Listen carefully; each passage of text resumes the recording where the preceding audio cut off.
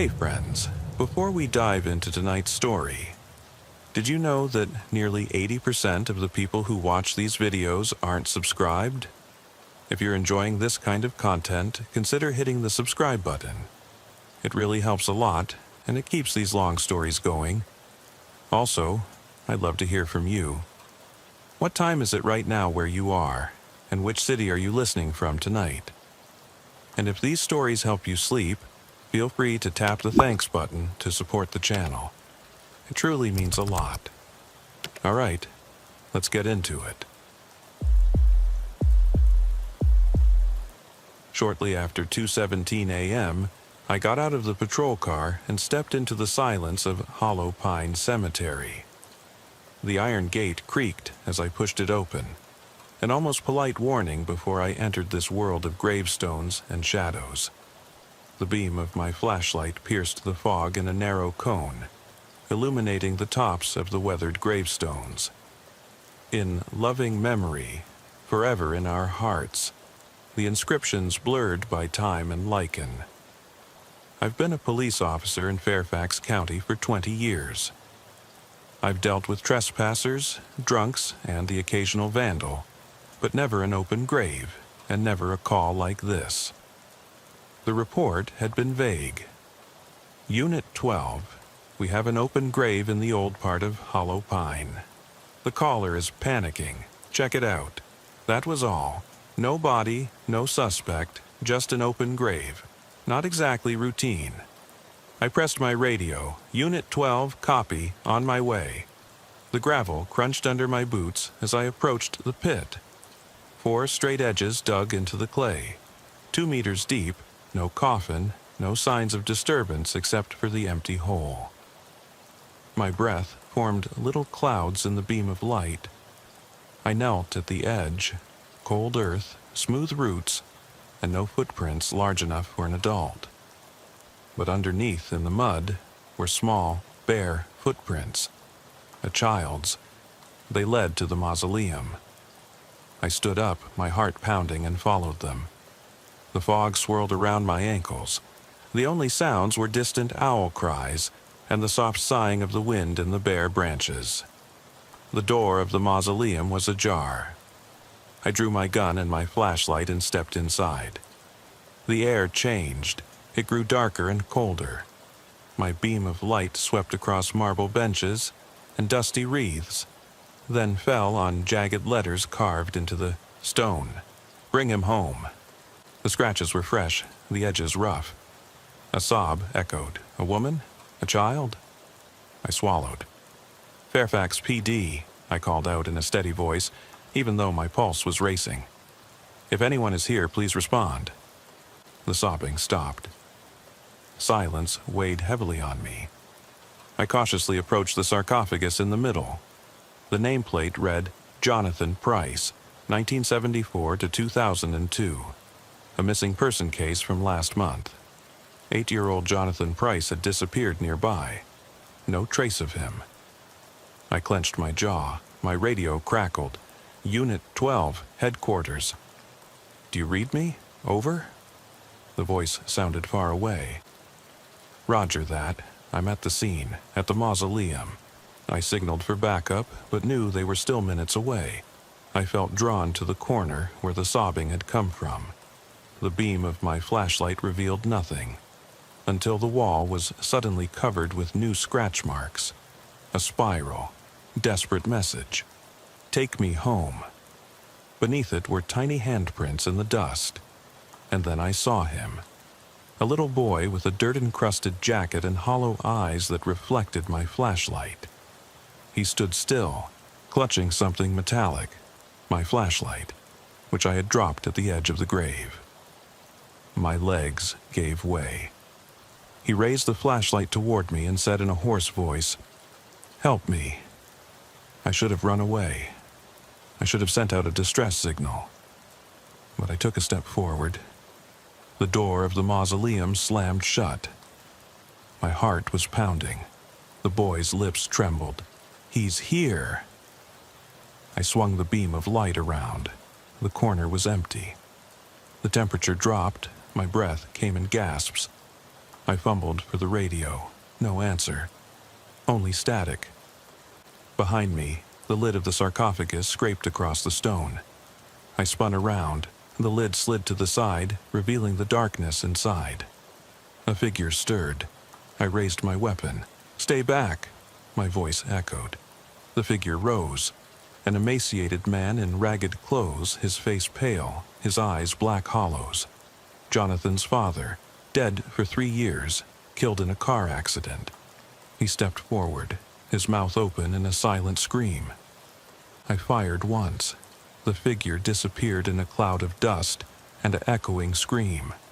The boy sobbed and ran past me, sprinting down the steps of the mausoleum into the fog. I hesitated, then ran after him. I saw him near the open grave. He jumped in. I lunged forward, grabbed the edge. The pit yawned. His little hand slipped out of mine. He disappeared into the darkness. Reinforcements arrived. Spotlights flooded the square. Radios blared. I stood there panting, staring at the empty grave. They searched, found no boy, no body, only my fallen flashlight and the fresh scratch marks. Thank you for coming. Now I'm sitting in my patrol car, the engine idling, my notebook open in front of me. I've written the report: open grave, no body, unconfirmed sighting of a child, possible vandalism.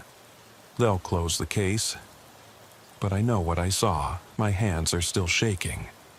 Outside, the fog swirls, and I can almost hear breathing in the darkness. I shouldn't go back. But I will. Something tells me Jonathan Price hasn't given up on asking for help. And in my 20 years, I've learned that some cases never end, and some graves never stay closed. The morning sun was a pale promise, barely piercing the thick fog that still hung over the gravestones of Hollow Pine Cemetery. I had planned to go home and sleep off the adrenaline rush. Instead, I found myself back at the cemetery at 9:45 a.m., my uniform ironed but my heart beating restlessly. Reinforcements had sealed the grave and cordoned off the mausoleum with barrier tape, but the feeling that something was wrong lingered like a stain. I ducked under the tape and showed my badge to the patrol officer. He nodded curtly and stepped aside. Inside the mausoleum, the air was stifling, more stifling than the night before. The carvings on the walls had multiplied. New words were carved desperately and small at the foot of the spiral. "Don't leave me." My flashlight revealed fresh traces of dust on the floor, as if something, or someone, had crawled across the marble. I crouched down, my heart pounding, and followed tiny handprints that led behind the sarcophagus. There, half hidden in the shadows, lay a torn piece of fabric, muddy, with a flower pattern, small enough to have come from a child's pajamas. I put on gloves and picked it up carefully. The pattern matched the jacket Jonathan Price had been wearing in the missing person photo. I felt sick. I radioed the sergeant. "Evidence in the mausoleum. Child sleeve. Send in the forensic team." He arrived with 2 uniformed officers and a detective. They worked politely and efficiently, taking fingerprints and photographing the wall engravings. I watched, but my eyes kept wandering back to the corner where I had seen Jonathan's empty gaze. The spot was empty, but I could almost feel his presence, a slight weight in the cool air. That afternoon, I drove to the Price residence, an old Victorian house a few blocks from Fairfax High School. Mrs. Price opened the door with red-rimmed eyes. She held the scrap in a plastic bag as if it were her son who had returned. "Did you find him?" she whispered. My throat tightened. "Ma'am, we found this in the mausoleum. We're still investigating." She nodded, her shoulders shaking. He always loved that jacket." She paused. "Officer, promise me you'll bring him home." I didn't answer. How do you promise to find a ghost? Back in my patrol car, I went over every step again. The open grave, the footprints, the boy's whisper, the father's ghost. Every detail weighed on me like an unanswered question. When my shift ended, my replacement, Officer Diaz, got into the passenger seat. She looked at my ashen face. "Tough night?" I nodded. "Have you ever seen something you couldn't explain?" She frowned. "Sure, but I try not to think about it. Cops see shadows. That doesn't mean they're monsters." She smiled half-heartedly. I swallowed. "What if they are?" She didn't answer. The radio crackled. Another call. Domestic disturbance 2 miles away. I started the engine. As I drove away, I glanced back at the iron gate of the cemetery. The fog had lifted, but I knew the darkness remained inside. I couldn't sleep that night. I lay in the silence of my apartment, staring at the ceiling, at the scrap of fabric on my nightstand. Memories came flooding back. Singing lullabies to my own daughter, the pain when she left for college. I thought of Jonathan, 8 years old, scared and alone in that grave. I closed my eyes and saw his hollow face, heard his pleading cry, "Help me!" At 2 a.m., I was back in my patrol car, waiting outside the cemetery gates. Diaz had parked behind me. She had volunteered to come with me. We crept in together. This time, there was no tape, no sergeants, just us and the gravestones. Our flashlights illuminated the mausoleum. It was colder here. Our breath formed little clouds between us. We stepped inside. The inscriptions now formed a jagged path from the wall to the floor. "He took him. I tried. Bring him home." Diaz's light fell on the sarcophagus. She frowned. "Why do you keep coming back here?" I swallowed. "I owe him something." She nodded slowly. "Then let's finish this." We pried the lid of the sarcophagus completely off. Inside, there was nothing but darkness, and a single object. Jonathan's flashlight, which I had dropped. The glass was broken. I picked it up. The beam flickered and illuminated the interior. The walls seemed to breathe. Behind us, we heard a soft scratching sound. Diaz spun around with his gun drawn. I pointed my flashlight at the noise. In the corner stood the boy. His jacket was dirty, his eyes sunken. He raised a finger and pointed upward. We followed the beam of light to the ceiling. A loose panel, its edges eaten away by moisture. I climbed onto the sarcophagus and pried the panel open. It gave way, revealing a narrow crawl space. Inside, the darkness seemed to be alive. I shone my light inside. Muddy handprints were smeared on the wooden beams, as if someone had crawled through. A latch clicked. Something moved. I radioed headquarters. Unit 12, I found a crawl space in the roof of the mausoleum. Possible access point. Send the fire department and forensics. While we waited, the boy remained silent and watched everything. Diaz whispered, "He's waiting for you." I nodded. Minutes later, the fire chief arrived with a folding ladder. I climbed into the crawl space. The beam revealed an old maintenance tunnel. Brick walls, low ceiling, dripping water. Footprints led into the darkness. I followed them, my heart pounding.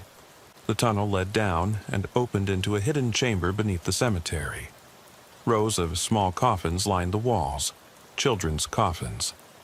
Each nameplate bore a name and a date, decades old. In the middle lay an open coffin, its lid removed.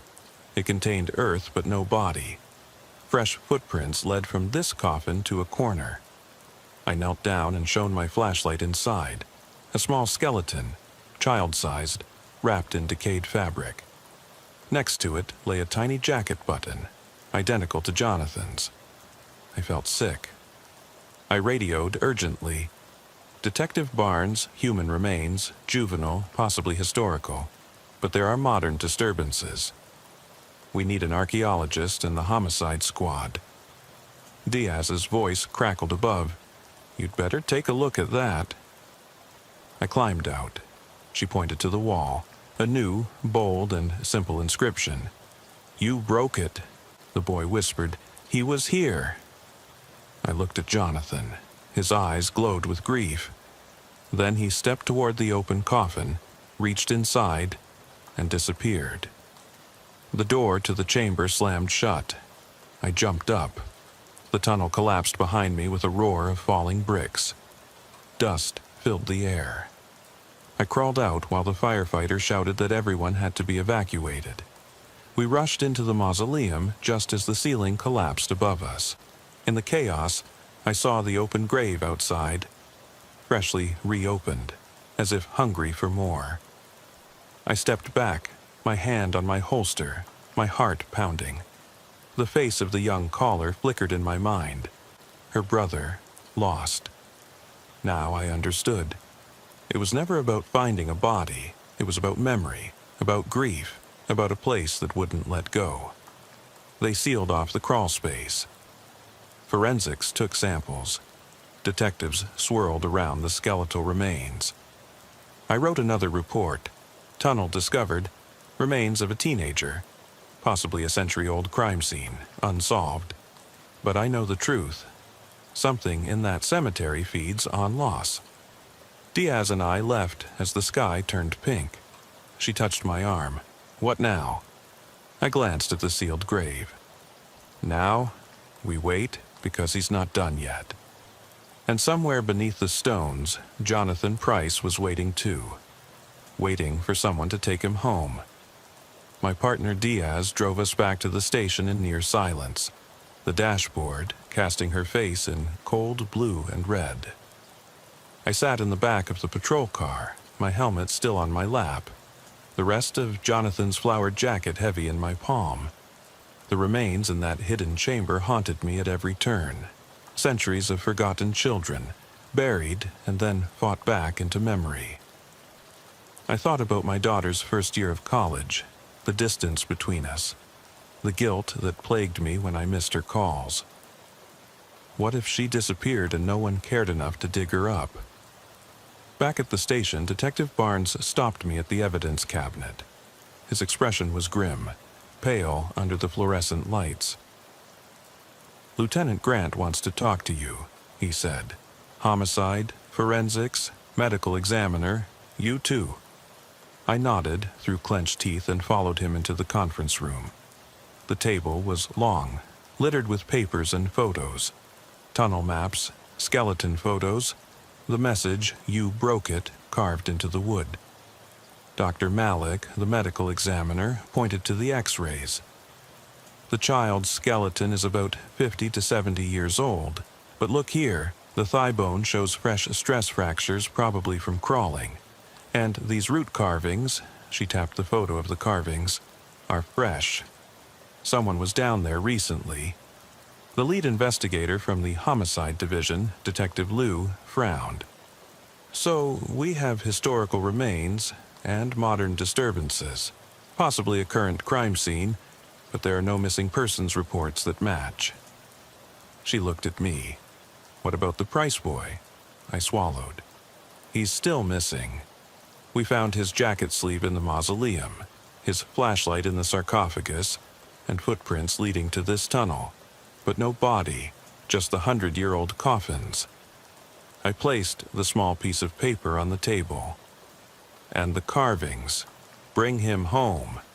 Don't leave me. You broke it?" Barnes shook his head. "That sounds like a folk tale. We need solid evidence. Who had access? The maintenance logs show that no one unauthorized has entered the tunnel in decades. And yet someone broke open the paneling." My stomach tightened. Or something else. I glanced at the map of the surveillance cameras. The entrance to the cemetery is covered by cameras, but there are none in the mausoleum or the tunnel. Blind spots. Perfect for sneaking in. Someone or something. Liu looked at Diaz, who had joined us. "You two were the only officers on site overnight. Any leads on a suspect?" Diaz opened her mouth, then closed it again. "No human suspects, just a presence." She cleared her throat. "We saw a boy. He pointed out the panel to us." Silence. Barnes leaned forward. "A ghost?" He wasn't mocking, His voice was quiet. I looked him in the eyes. I saw him too. They exchanged glances. Dr. Malik cleared her throat. Belief doesn't change the facts. The remains were disturbed. We need to find out who did this and why. I nodded. I'll go through the patrol reports, question the janitors, anyone who has a key. Lou tapped her pen. And we'll catalog the tunnel, look for fingerprints and fibers. If someone staged this, we'll find evidence. When the meeting was over, I put Jonathan's button in my pocket and stepped out into the hallway. The guard room buzzed with radios and ringing phones. I felt detached, like a passenger in my own life. The button felt impossibly heavy, as if it carried the weight of all the lost children in that cemetery. That afternoon, I drove home briefly to pick up my equipment. Cold coffee, a thermos, spare batteries. I called my daughter and let it go to voicemail. I didn't have the energy for small talk. Instead, I left a message. I love you. I'll be in touch tomorrow. By nightfall, Diaz and I were back in Hollow Pine. This time with Officer Rivera, a forensic scientist, and McAllister, the cemetery caretaker, an elderly man who had worked at the cemetery for 30 years. He carried a lantern and a set of keys. His face was weather-beaten, and when he looked at the door of the mausoleum, he pressed his lips together. "I've never opened this door before," he said. "I didn't even know it was there." I looked at him. "You've been taking care of this cemetery your whole life?" He nodded with a hoarse voice. "It was my father's job, and before him, his father's. We maintain the grounds, mow the lawn, repair fences. We don't touch the mausoleum, that's not our job." Rivera took photos of his shoes, his gloves, and the door hinge. I shone my flashlight on the edges of the paneling. Fresh pry marks, wood splinters on the floor. I put a fragment in a bag. "Someone broke this open recently," I said. McAllister sighed. "Creepy place. People say it's cursed. Kids disappear, animals disappear. I avoid the old part after dark." Diaz looked at me. "We saw footprints, barefoot prints, in the mud leading to this paneling." He frowned. "Bare footprints? In winter? That doesn't make sense." I shivered. Nothing about this makes sense. We set about documenting the tunnel entrance. Rivera held a tape measure down. I shone my flashlight and Diaz looked for fingerprints. There, on the edge of the brick, were smeared grooves. A small handprint and the imprint of an adult's glove. We lifted them off. There were no fingerprints on the wood.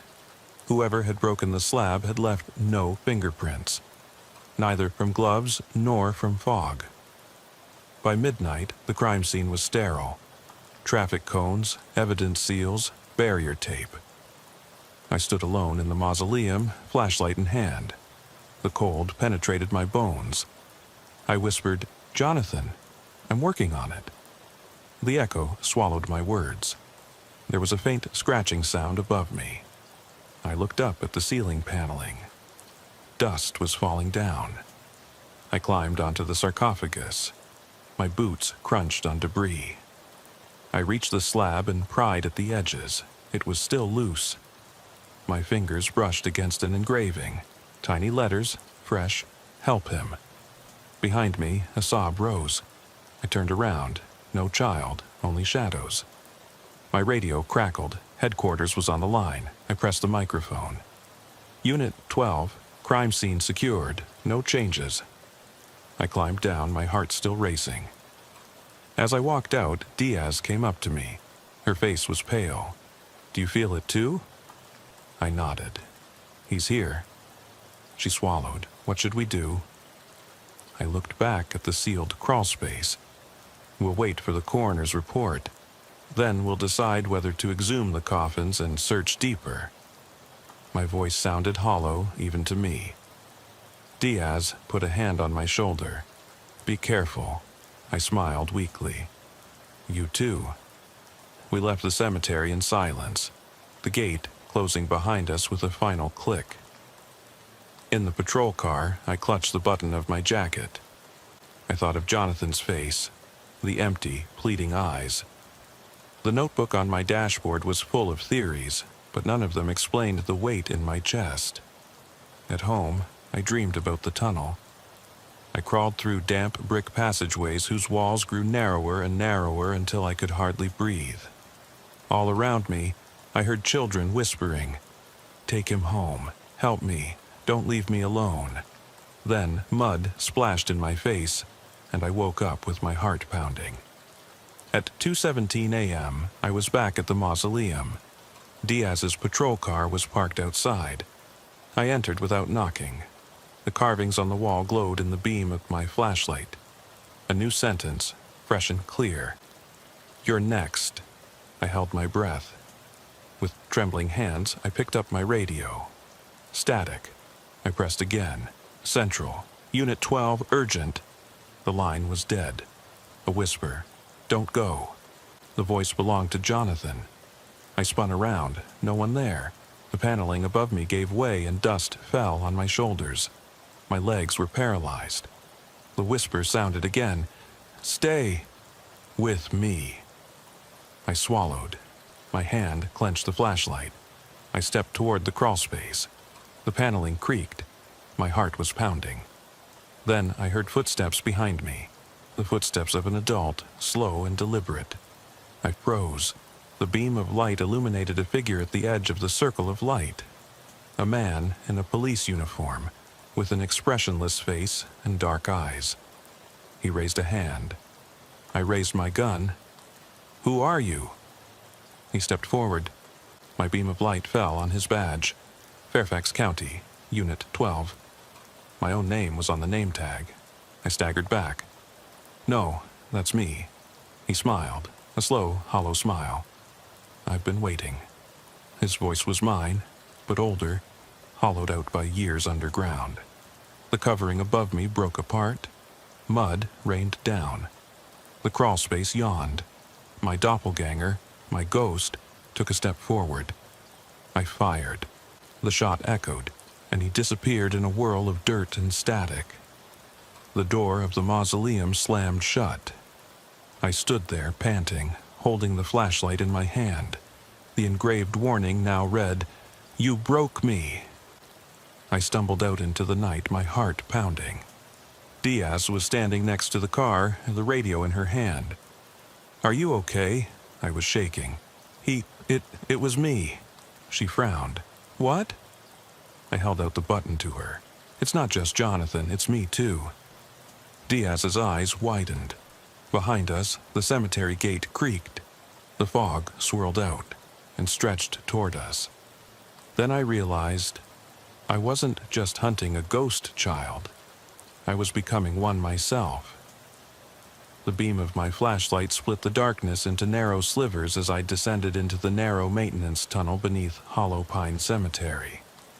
Every breath was rough and damp, the air thick with damp rot and the metallic smell of old earth.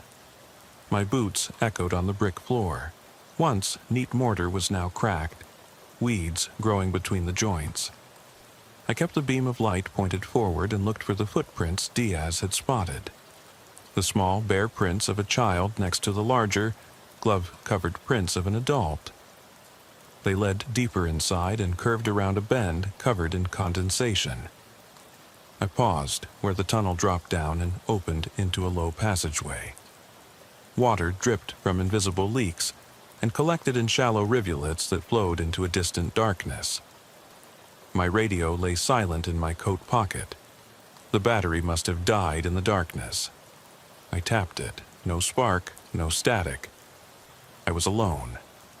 The only sound was my heartbeat and the softest scratching of something moving in front of me. I swallowed and forced myself to stay calm. "Jonathan," I whispered. No answer, just the dripping of water. I crouched down to examine the footprints. The child's prints were small, bare toes splayed in the mud, and the adult's prints were deep, as if someone had stood heavily on them. I ran a gloved finger over the edge of one print. The mud was still slightly damp, as if it had been made only a few minutes ago. I stood up and shone the flashlight upward. Above me were wooden beams covered in mold and mildew, and words were scrawled on one of them. "You are home." The letters were crude but unmistakable, carved deeply with fingernails or a sharp tool. I got goosebumps. I took a step forward and bumped into something lying close to the floor. I pointed the beam of light downwards, a small coffin lid leaning against the wall. It was the size of a child's coffin, and was designed in the same way as the coffins I had seen in the hidden chamber, with a curved top and decorated edges that had been dulled by the ravages of time. The wood was splintered on one side, fresh breaks exposing the pale interior. I knelt down and wiped away the dust. Faint initials were carved into the lid, almost illegible. J.P. My heart was pounding. I pressed my palm against the wood. It felt warm, as if it had just been carried here. The air moved. A faint breath brushed my neck. I spun around, the beam of my flashlight cutting through the tunnel, but nothing. Only bricks and shadows. Then a soft click in front of me, the sound of a latch being released. I moved forward with my weapon drawn until I reached a heavy metal door set into the wall. The rusty hinges squeaked as I pushed it open. Behind it was a small chamber with roughly hewn stone walls and a single narrow window high up, its bars bent. Moonlight streamed in, illuminating a dusty floor. In the middle stood a battered lantern, its wick black but intact. I stepped inside. The door slammed shut behind me with a decisive clang, and my flashlight flickered. For a moment I was blind, then the beam stabilized. I shone it around the room. Symbols were carved into the walls, circles crossed by vertical lines, forming patterns I couldn't decipher. Below them were footprints, dozens of tiny prints surrounding the lantern, all pointing inward. When I looked, one print seemed to shift, as if someone had stepped on it, but when I blinked, they were motionless again. My chest tightened. I crouched down next to the lantern, my heart pounding in my throat. The handle was warm. I reached out, hesitated, then lifted it up. The metal was uncomfortably hot, as if heated from within. I set it on the floor and pressed the switch. A soft hiss sounded as a hidden fuel supply ignited. The lantern flared up and cast a flickering golden circle of light that pushed back the black fingers of the tunnel. The entire room became visible. In one corner stood an old suitcase. In another lay a child's shoe encrusted with mud, and 3 words were carved into the floor. "Finish what you started." I swallowed hard. The air was thick with tension. I picked up the shoe. It matched the footprints. Mud was still stuck to the sole. I turned it over. A worn brand label with price scrawled on it in faded ink. My pulse raced. The trunk drew me to it like a magnet. I knelt down and pried open the lid. Rust flaked off, the hinges squeaked. Inside was a jumble of objects. A broken flashlight reflector, a tarnished police badge with the inscription Fairfax County, and a ball of coarse rope. Underneath was a folded piece of paper. With trembling fingers I unfolded it. The writing was tight and uneven. He never left. I buried him wrong, bring him back. No signature. The paper rustled like dry leaves. I held it up to the light of my flashlight. No watermark, no date, nothing. Just this plea. My stomach turned. I put the note in my pocket and stood up. The lantern flickered.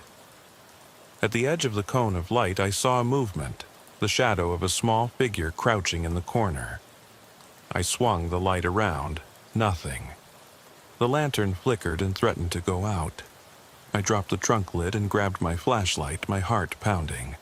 The door behind me rattled. I backed into the tunnel, the lantern in one hand, the flashlight in the other.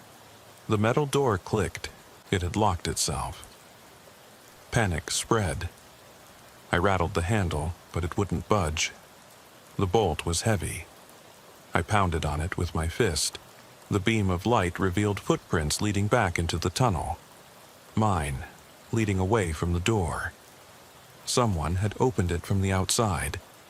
I pressed my ear against the wood, a faint scratching sound, then silence. I turned toward the entrance of the tunnel. The darkness beckoned. I stepped forward. The light from the lantern went out and my flashlight carved a narrow path for me. With my heart pounding, I followed the footprints until I reached the bend. Then the tunnel opened into a larger cave, vaulted and silent. Dusty shelves lined the walls, holding dozens of small urns. Each urn bore a name, children who had died long ago as infants. Names I didn't know. In the middle stood a stone pedestal with a single urn on it, which had been broken open. Ashes were scattered on the floor. I approached. The ashes were fine and gray, mixed with earth. I knelt down, my heart pounding. In the ashes lay something shiny, a small button, identical to the one I was wearing, the button from Price's jacket. I picked it up. It crumbled to dust in my fingers, leaving only a black stain. I swallowed hard. Behind me, I heard slow footsteps. I turned around. The beam of my flashlight fell on a figure stepping out of the shadows. A man in a police uniform, with pale features and deep-set eyes. My reflection, and yet not quite right, the uniform was older, the buttons tarnished, the shape of the badge different. In one hand, he held a rope. "You shouldn't be here," he said in a low, hollow voice, my voice distorted. I swallowed. "Who are you?" He stepped closer. "I'm the one who stayed." He unwound the rope. There was a noose at the end. "You abandoned me." My breath caught. I'm sorry." He shook his head. "You buried me wrong. You have to finish it." He raised the noose. The cave grew cold. The urns rattled on their shelves. I backed away. "I don't understand." He smiled, and the tunnel seemed to pulsate with grief. "You'll find out." He dropped the rope. It landed with a hollow thud on the stone floor. He turned and walked away, merging with the shadows. I stumbled after him, but the cave was empty. The urn lay broken, the ashes gone. The lantern flickered and went out. Only my flashlight still shone, its beam trembling. I was alone. Then I heard a whisper, "Stay, with me." It came from everywhere. I shone my flashlight on the shelves. The urns were shaking. The lids were moving. A lid slid down and fell clattering to the floor. Inside was nothing but darkness. My radio crackled. Static. Then Diaz's voice, urgent. "Unit 12, are you there?" Over. I fumbled for the microphone. "I'm in the tunnel. I've found something. I need to get out of here immediately." She replied, "Hang on. We're on our way." I put the radio in my pocket, picked up the lantern, even though the wick had burned down, and turned back toward the exit. The tunnel walls seemed to close in on me. The air became stifling. Every step echoed with distant sobs and whispers. "Help me. Take me home. You ruined me." I followed the footprints back, my heart pounding. At the bend, I stopped and shone the lantern ahead. The metal door was open, moonlight streaming in. I rushed through and slammed the door behind me. The bolt clicked. Relief washed over me. I climbed back up the ladder into the mausoleum. Diaz and Rivera were there, relief written all over their faces. Rivera took photos. Diaz grabbed my arm. "Are you okay?" I swallowed. "I found something worse." I held up the burnt button in my palm. "He's here, not just Jonathan, others too." Diaz frowned. "We have the coroner's preliminary report. The remains are old, but there are no signs of recent death. The boy's sleeve and flashlight are modern, but the skeleton is decades old." I nodded. It's as if the cemetery borrowed him and then returned him incorrectly. Rivera interjected. The uranium lantern you lit, it's from the 1920s. Radioactive, could have killed you. I raised my head abruptly. Radioactive? He held up a Geiger counter. It clicked softly. Elevated radiation. High alpha radiation. Someone used that lantern to cover up evidence. It's a relic. I swallowed hard. So, someone down there wanted to stay hidden.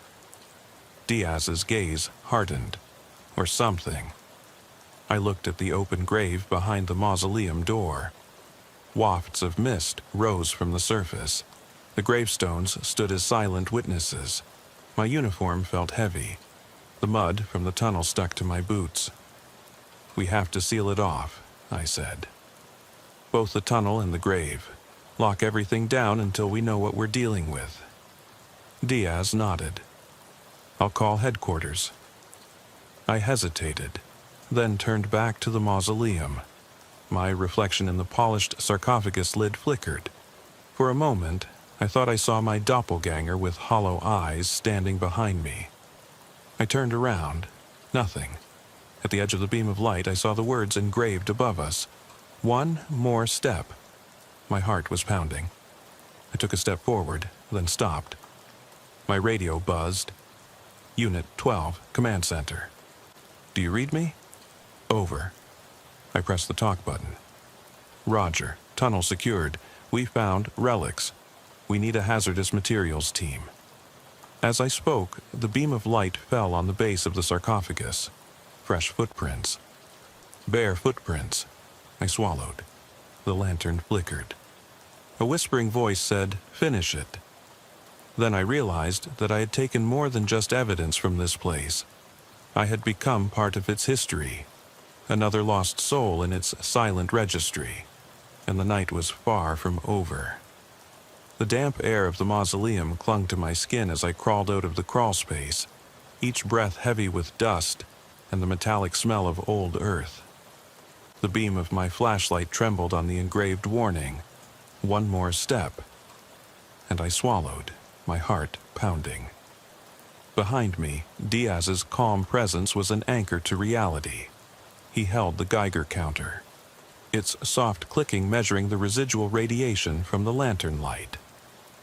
Rivera sealed the tunnel entrance as investigators in protective suits rushed in to document the crime scene.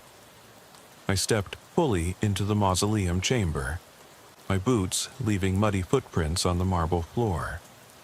The lid of the sarcophagus I had climbed onto had fresh scratches on the edges, tiny grooves made by desperate fingernails. I knelt down and ran my gloved hand over the lid.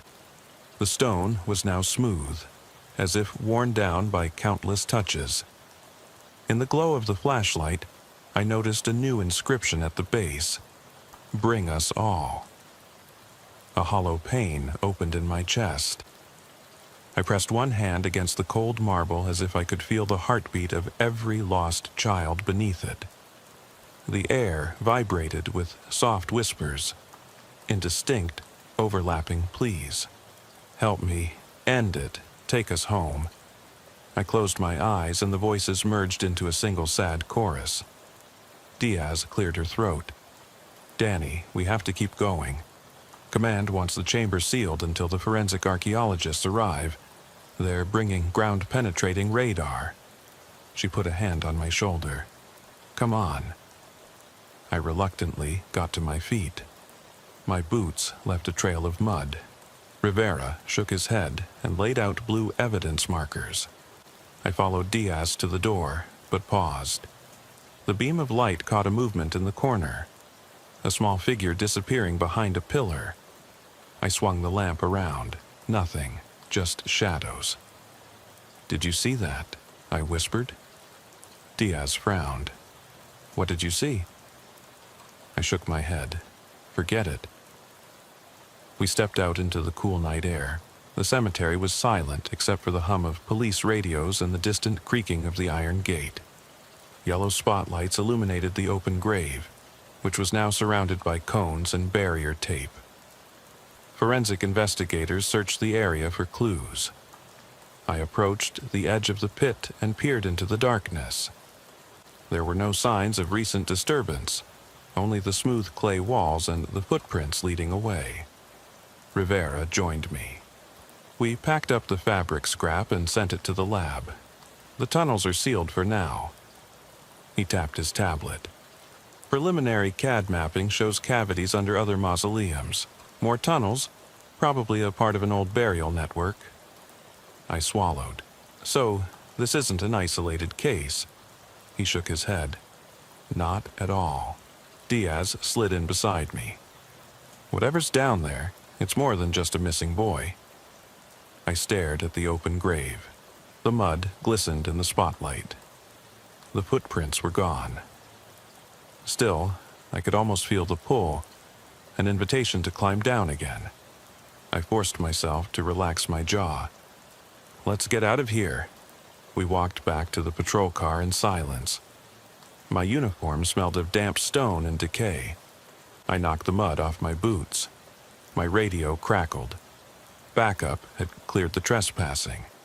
Headquarters wanted a status report. I pressed the talk button. Unit 12 to dispatch. Situation stable. Forensics and hazardous materials on site. Request archaeology team, over. Roger. Unit 12, arriving in 10 minutes, over. I turned off the radio. Diaz looked at me. Everything okay? I exhaled deeply. I keep seeing him. Jonathan, or something that looks like him. She nodded. Me too. We returned to the patrol car. I sat down in the driver's seat and opened my notebook. Under unexplained phenomena, I wrote, open grave, no body. Footprints of a child leading to a mausoleum. Sightings of a boy and an adult. Hidden tunnel with children's bodies and urns. Carcinogenic lantern, radioactive. Inscriptions, bring him home, you broke it. One more step, bring us all. I added a note. Psychological effects escalating. Officers suffering from intrusive visions. I looked up as Rivera approached with a manila envelope in his hand. Preliminary results from the lab, he said. The sleeve with the flower pattern matches Price's jacket. No DNA, washed out. But we found fibers on the tunnel beams. Root fibers and human hair. Decomposed, but human. I swallowed. No living DNA? Rivera shook his head. Too old, probably mixed with soil microbes, nothing recent. Diaz frowned. So, the tunnel was used recently, but there are no human traces, just echoes. I tapped the envelope. And this? Rivera opened it. Inside was a single pale button, identical to the one from the coffin. Found under the edge of the open grave, he said. Fresh dirt on top of it, someone dropped it. My breath caught. That button was everywhere. I closed my eyes. It's like it's moving from place to place. Rivera nodded. We're cataloging all the button fragments. If we map their movements, we might see a pattern. I exhaled. Good. Do that. He left. Diaz slid into the passenger seat. Want me to drive you home? I shook my head. Not yet. I need to look at the graves. She sighed. Again? I started the engine. I need to understand this. I keep thinking if I just go back one more time. Diaz touched my arm. You're exhausted. You need rest. I smiled at her wearily. Rest won't help. We drove slowly through the rows of gravestones, the headlights piercing the fog. The cemetery was a grid of names and dates, infants, children, adults. I scanned every gravestone, looking for anything out of the ordinary. Fresh earth, disturbed grass, gravestones without names. At the other end, behind the old section, I spotted a lonely, sunken stone. No inscription, half covered with ivy. The ground around it was raised, as if it had been recently filled in. Stop, I pointed to it. Diaz braked. We got out. The stone was small, about the size of a child, a worn slab with no inscription. The earth beside it was soft. I knelt down and ran my fingers along the seam. Fresh clay. I brushed the leaves aside. A shallow depression, like an unfilled grave. Diaz peered over my shoulder. That wasn't here before. I pressed my palm against the stone. A whisper brushed my ear. "Stop it!" My heart was pounding. I stood up. "This is it." She frowned. "What do you mean?" I turned the slab over. Beneath it, faintly carved into the stone, was Price. I felt a chill run through me. Diaz gasped. "No, that can't be. The Price property is somewhere else." I ran my finger over the letters. They glowed in the light of my flashlight. The slab felt warm, as if it were breathing. I heard footsteps behind me. I turned around. Nothing but fog and gravestones.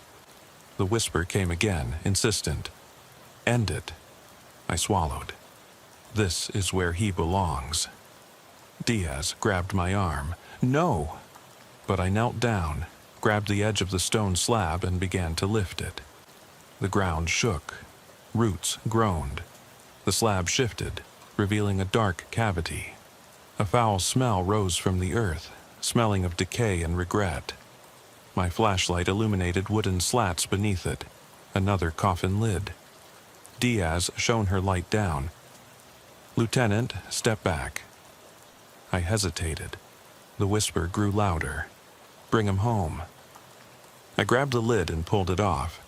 The coffin appeared, covered in mud. I placed it next to the stone. My hands were shaking. I reached for the clasp and froze. The lid fell off by itself. Inside was nothing but rotting emptiness. No body, just soggy wood and dirt. I swallowed. "He's not here." The whispering turned to laughter. The laughter of a child, hollow and triumphant. The inside of the coffin glimmered, revealing a muddy handprint on the wood. Small, perfect. It pressed against the air as if someone had reached in from inside. Diaz stepped back, his face pale. "Jesus!" I knelt down, my heart breaking. "I'm sorry, Jonathan." The laughter died away. In the silence, I could hear my own sobbing. I closed the coffin and placed the lid on top. The stone slab slid back into place with a finality that echoed through the rows. Diaz put a hand on my shoulder. "Let's go." I nodded, my voice hoarse. We walked away, the fog engulfing the fresh grave. My boots left prints in the soft clay, bare footprints. I looked down in horror. My uniform socks were splattered with mud. I had no shoes. I turned to Diaz. "My boots," she frowned. "They're in the mausoleum." My heart was pounding. I had left them there. The fog enveloped my ankles, cold and intimate. I walked faster. Diaz called after me, but I didn't look back. Because some steps cannot be undone. I didn't look back as I sprinted between the gravestones, the fog swirling around me like pale ghosts. My bare feet pounded the cold clay, each step a burning protest against the cold, until I stormed through the door of the mausoleum. Diaz was already there, the radio pressed to her ears, her face contorted with alarm. Behind her, Rivera and the hazmat team stood rooted to the spot, their instruments clattering. "They took your boots," Diaz said in a tense voice. "Why?" I swallowed and gasped for air. "They needed them." I forced myself to calm down. "We have to cordon off the cemetery." Rivera shook his head, his eyes wide. "Lieutenant, the radiation levels just skyrocketed. The remains of the lantern, they're spreading." I turned back to the open grave we had covered. The spotlights flickered. In their light I saw footprints receding, small, bare ones, then larger ones covered with gloves. They led away from the mausoleum toward the oldest part of the grounds, where the Victorian crypts stood. The fog parted before them. Diaz followed my gaze. "They're disappearing." I grabbed her arm. "We can't let them get away." She frowned. "Who? The ghost? The killer?" I didn't answer. I jumped over the barrier tape and ran toward the crypts, Diaz close behind me. The cold night air bit into my lungs. Every gravestone we passed seemed to lean and watch us. The footprints led to a crypt with a collapsed roof, its stones overgrown with ivy. The entrance gaped like a toothless mouth. I stopped at the threshold, holding the flashlight in my trembling hand. The floor of the crypt was littered with broken coffins, wooden splinters, rusty nails, shards of porcelain urns. In the middle lay my boots, neatly side by side, with dried mud on the soles. Next to them was the price button, intact and shiny. I felt nauseous. I took a step forward. The button pulsed in the beam of light, as if it were beating like a heart. I bent down and picked it up. The air vibrated with distant sobs and the echo of childish laughter. I pressed the button to my chest. There was a soft rustling sound from the darkness behind me. I spun around. There, amid the debris, stood Jonathan Price. His jacket was clean, his face pale but unharmed, his eyes sad. Behind him, the gaunt figure in the old uniform stood with his arms crossed, leaning against a broken coffin and watching us. My doppelganger. Jonathan took a hesitant step forward. "You found me." His voice was a whisper, fragile. I swallowed hard. He raised a hand. "Thank you for bringing me home." His lips twisted into a sad smile. Then he looked past me into the deeper shadows. "But you have to finish it." My heart sank. "Finish what?" He pointed to a pit in the middle of the crypt, a jagged hole in the stone floor. Inside, I saw wooden slats and a darkness deeper than night. The child's footprints led straight into it. The adult's footprints circled the edge. Jonathan's father stepped forward, his uniform flickering like a ghost. He laid the rolled-up rope on the edge of the pit. "You promised," he said in my voice, which sounded hollow. "You owe me something." I staggered back. "No, not like this." He came closer. The rope unrolled and slid toward the hole as if pulled by invisible hands. The faint light of the lantern pulsed from somewhere below, illuminating the darkness. I felt its warmth on my face. Diaz's voice pierced the fog. "Danny, back." She grabbed my arm. I broke free and stumbled. The two in front of me disappeared into the fog, leaving only the end of the rope behind, which vanished into the void. The wind howled through the broken roof. The crypt shook. I noticed that the rope was taut. Something heavy was hanging below it and pulling it down. A corpse or something older. My radio buzzed like crazy. "Unit 12, Command Center, report." With trembling fingers, I pressed the button on the microphone. There's a dead body down here. I need a rescue team, hazardous material, immediately." Then only static. "Understood. Units are on their way." I turned to Diaz. "We'll wait here, but I'm going down." She shook her head. "You can't." I pressed the button in my hand. "This has to end tonight." I climbed to the edge, flashlight in one hand, rope in the other. The earth dropped away beneath me. The air was filled with whispers. Jonathan's pleas, my own voice echoing. Bring him home. End it. I stepped into the void. The cold enveloped me. The walls glistened with moisture. Every step echoed. The rope creaked under my weight. I landed in a round chamber, the original burial site, untouched for a century. The lantern lay broken, the wick burned out. The coffins were gone, replaced by fresh mounds of earth. In the middle lay a small figure curled up. Jonathan, asleep or dead. I rushed to him, my heart pounding in my throat. He opened his empty eyes. "Thank you," he whispered. I reached out my hand. His hand dissolved into mist and swirled around my arm. The ground shook. Skeleton hands burst out of the freshly filled mounds. children's hands, dozens of them, reaching for the ceiling, their mouths open in a silent scream. The chamber filled with crawling figures, bone-white arms reaching out toward me. I screamed and crawled back, the rope slipping out of my gloves. The flood of skeletons swelled. I grabbed the rope, pushed myself off the wall, and climbed up in the flickering light of my flashlight. The hands clung to my boots, then let go as I got higher. The ceiling of the tunnel burst, debris raining down. Diaz's voice from above, "Hold on tight, we're pulling you up."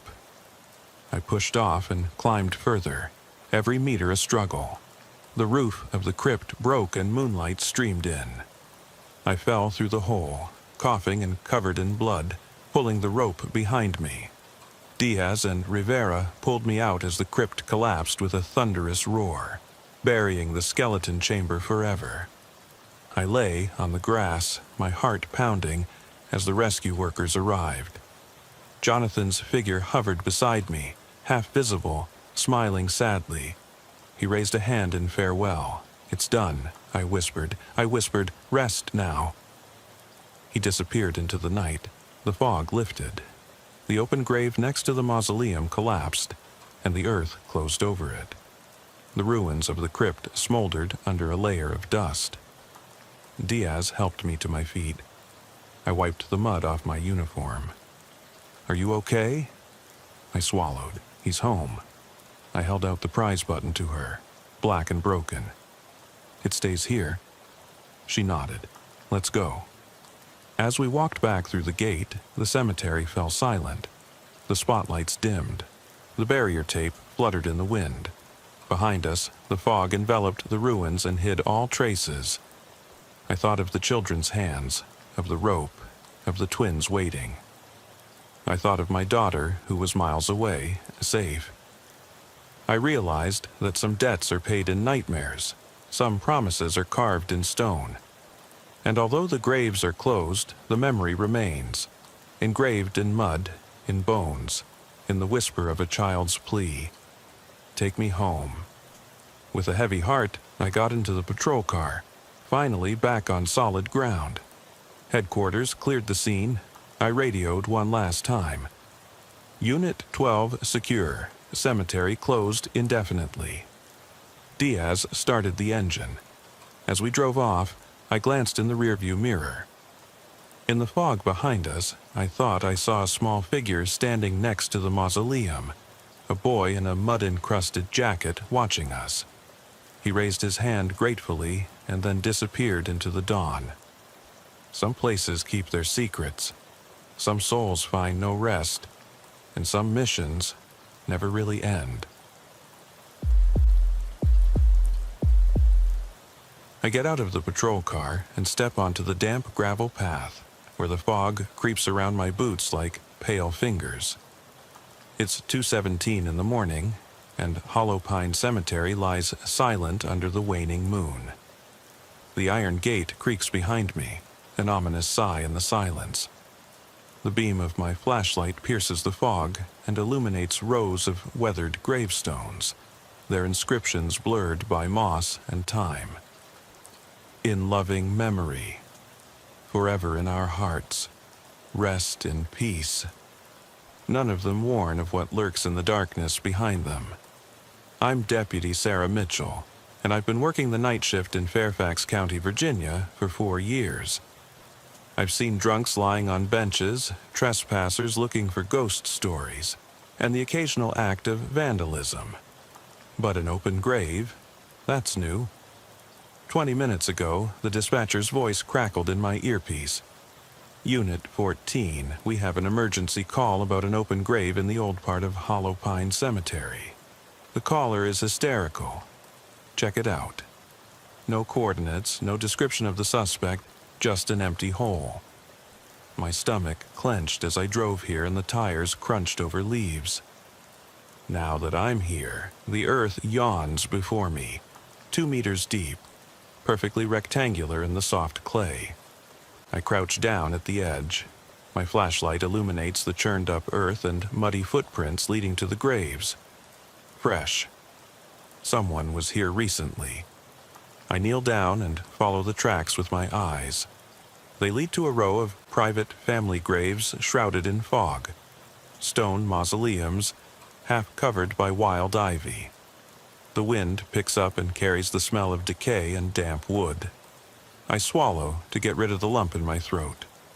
Another branch cracks, behind me or in front of me. My heart is pounding. I press my radio.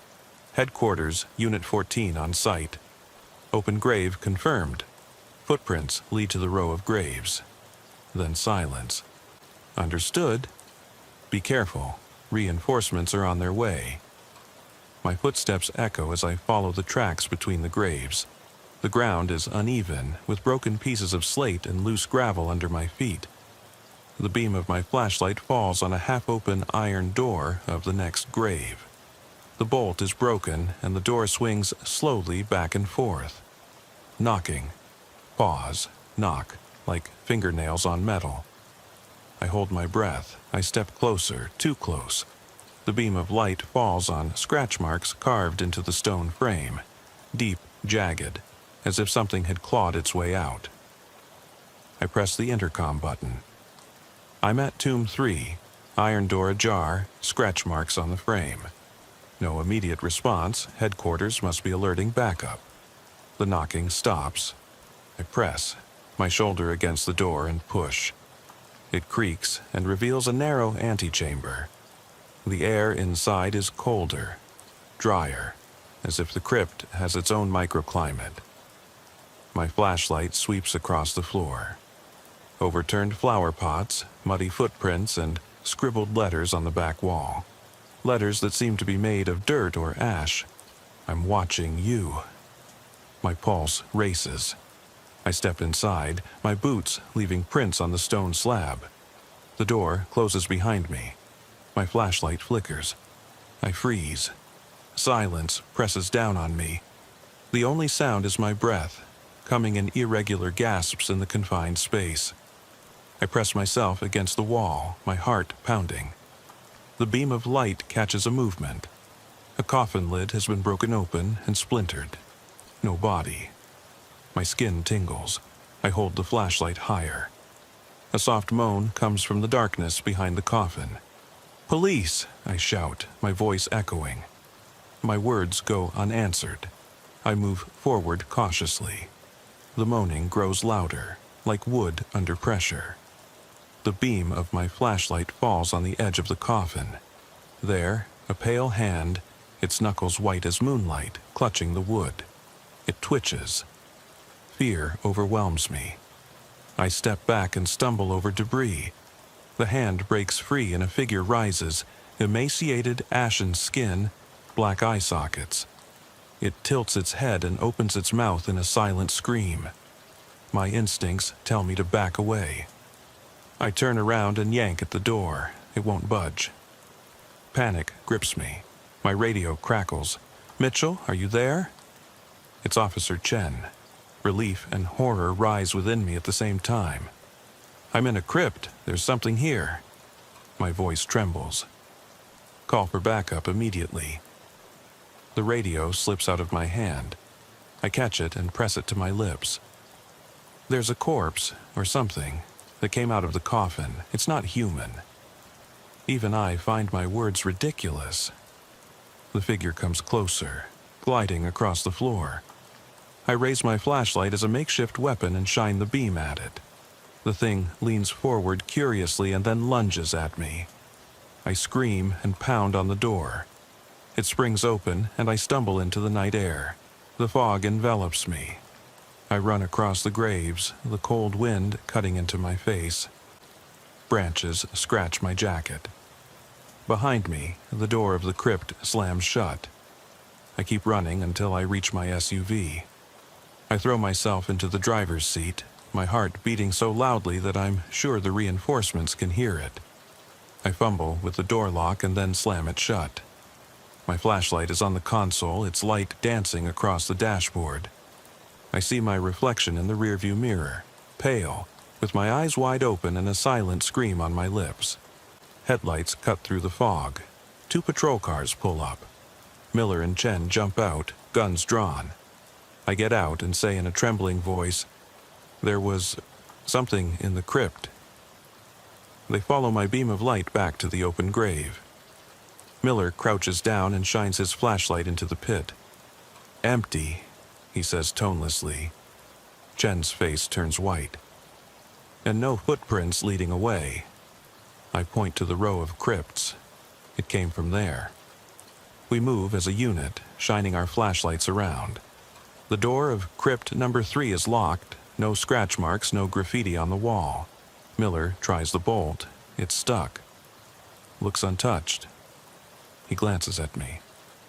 "Are you sure you didn't get the numbers wrong?" I shake my head, my voice firm.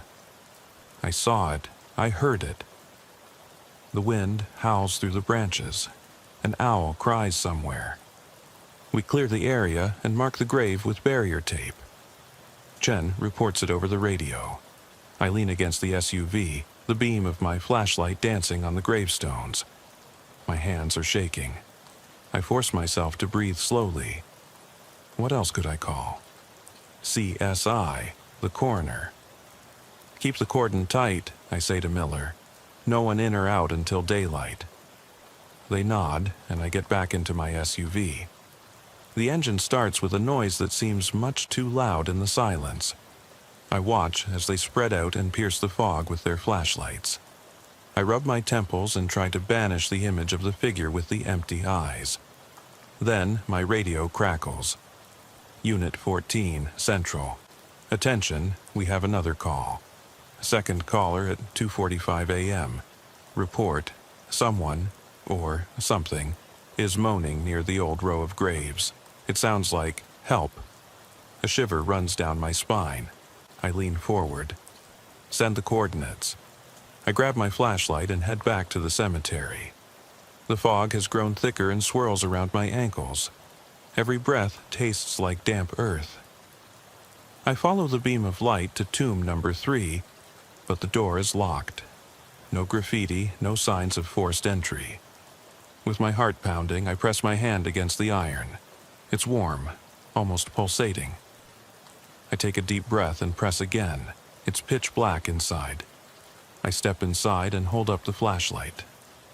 This time, the coffin is intact, the lid firmly closed. I approach cautiously, my hand on the wood. My fingertips touch the surface. It's damp. I shine the light upward. On the inside of the lid, in laboriously scrawled letters, is written, "Why did you leave me?" A whisper brushes my neck, indistinct, desperate. I spin around, nothing but shadows. I swallow hard. The door of the crypt slams shut. My radio cuts out, static, then silence. My flashlight flickers twice and goes out. I fumble for my radio, my heart pounding so loudly that I'm sure it would drown out the static. Headquarters, Mitchell. In Crypt 3, radio out. My voice echoes unnaturally in the pitch-black chamber. I yank the flashlight from my belt and slap it against my palm. The beam flickers back on, weak and flickering, casting long, shivering shadows on the stone walls. My breath catches in my throat. The air is so cold that it feels like I have ice shards in my lungs. I force myself to keep going and follow the beam of light dancing across the coffin lid. The engraved words stare back at me. "Why did you leave me?" I press my fingers against the wet stone floor to steady myself. The whispering returns, soft, choppy, as if someone is exhaling after holding their breath for too long. I turn around, lean my shoulder against the door, and pull on it. It doesn't move. Panic sets in. I ram my boot against the wooden paneling of the coffin. It breaks. Splinters fly through the air. A soft, gurgling moan comes from under the lid. My stomach turns. "I'm a cop! Stay back!" I shout, even though I know there's no one else here. The lid shakes. The moaning turns into a wailing cry, a sound that mixes grief and anger.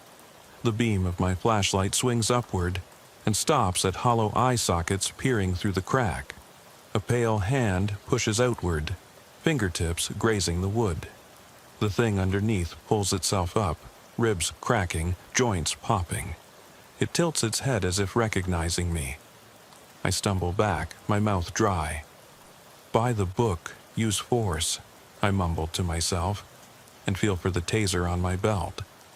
The scream grows louder. My fingers close around the handle of the taser.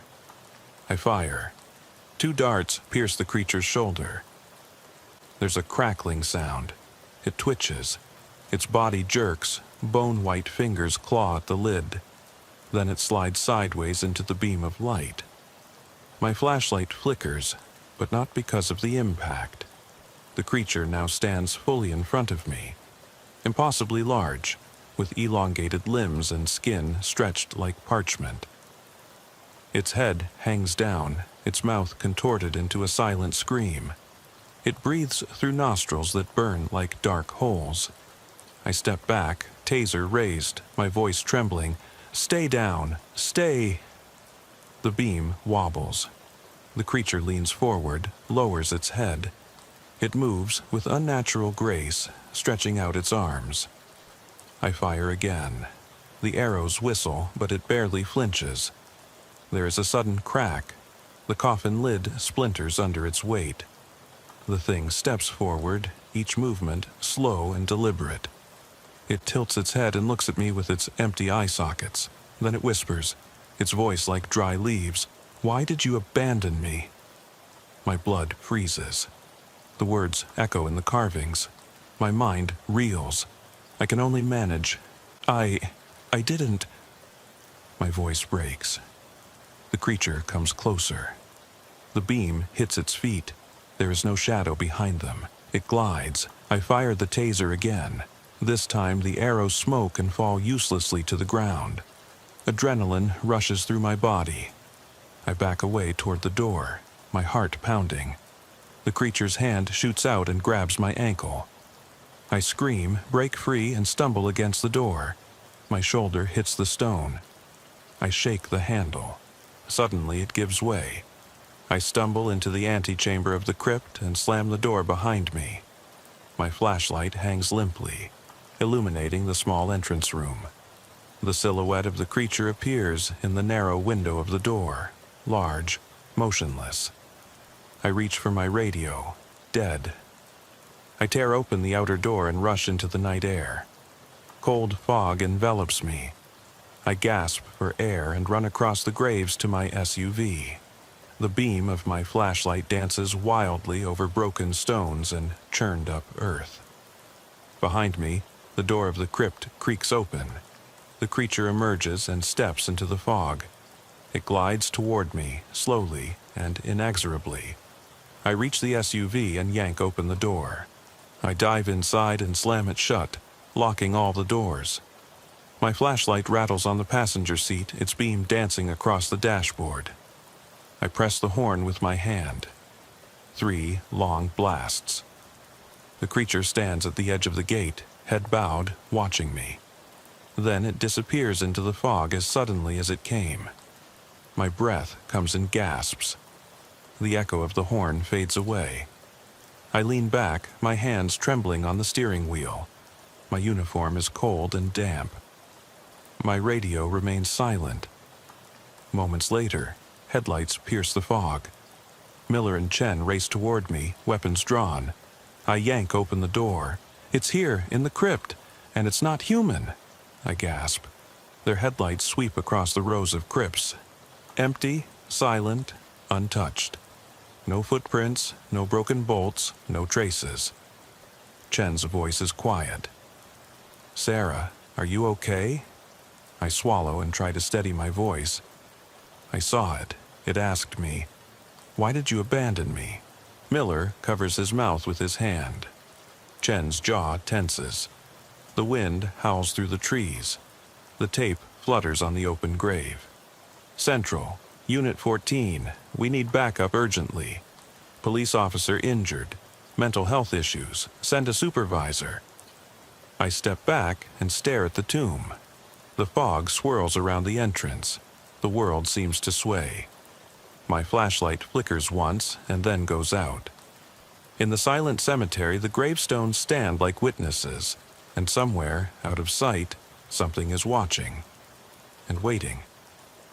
I slam the door shut and almost fall onto the driver's seat, where I breathe so hard that the seatbelt cuts into my shoulder. The fog from the cemetery presses against the windows, and the beam of my flashlight lies uselessly on the passenger seat, flickering with its last glimmers of life. Behind me, Miller and Chen come to a screeching halt, their headlights cutting two paths through the fog. Their footsteps crunch toward the SUV. I can hear their radios sending urgent calls for medical and psychological help, but I can hardly understand a word. All I can feel is the after effect of that creature's gaze, those empty eye sockets asking, "Why did you abandon me?" I force myself to stand up. I have to go back," I stammer hoarsely. Chen's hand on my arm holds me back. "Sarah, you just faced something inhuman. You need a minute." But I can't stop. The thing has slipped back into the crypt. It's waiting. I won't leave it there. Miller crouches next to the open grave. The barrier tape flutters in the wind. We searched the entire row. Nothing. It's as if it vanished into thin air. He gives me a worried look. "Are you sure you want to go back?" I swallow. My hands tremble on the door handle. I have to know what it wants. Chen exhales slowly. "We'll cover you, but we're going together." He nods to Miller. The two of them stand next to me as I unlock the door. Cold air rushes in, carrying the smell of damp earth and something even more foul, decay, covered by fresh soil. We step into the fog, flashlights held high. The cemetery is silent except for the sound of our boots on the gravel. Every breath feels like a gift. I play back the creature's whisper in my head. "Why did you abandon me?" Was it torment? Abandonment? A centuries-old grudge? We approach the third crypt. The door is closed, the bolt intact. No graffiti, no scratch marks. Chen tries the bolt. It holds. Miller shines his flashlight inside, empty. The coffin lid lies untouched. I step forward, my heart pounding. "It was here," I murmur. My voice echoes unnaturally. It moved the lid once. It spoke. Chen's light falls on my face. "You heard it speak?" I nod, my vision blurring. At that moment, it sounded human. Miller crouches down to examine the floor. "Footprints?" I shine my lamp over the floor. The dusty stone is clean, no traces, but I kneel down and brush away a few grains. At the edge of the dust is a single muddy smudge, as if someone had wiped their finger across the surface. I hold up my gloved finger, a smear of damp earth. "It touched that," I whisper. The three of us look at each other. The door of the crypt creaks softly behind us. We turn around. No one is there, only darkness.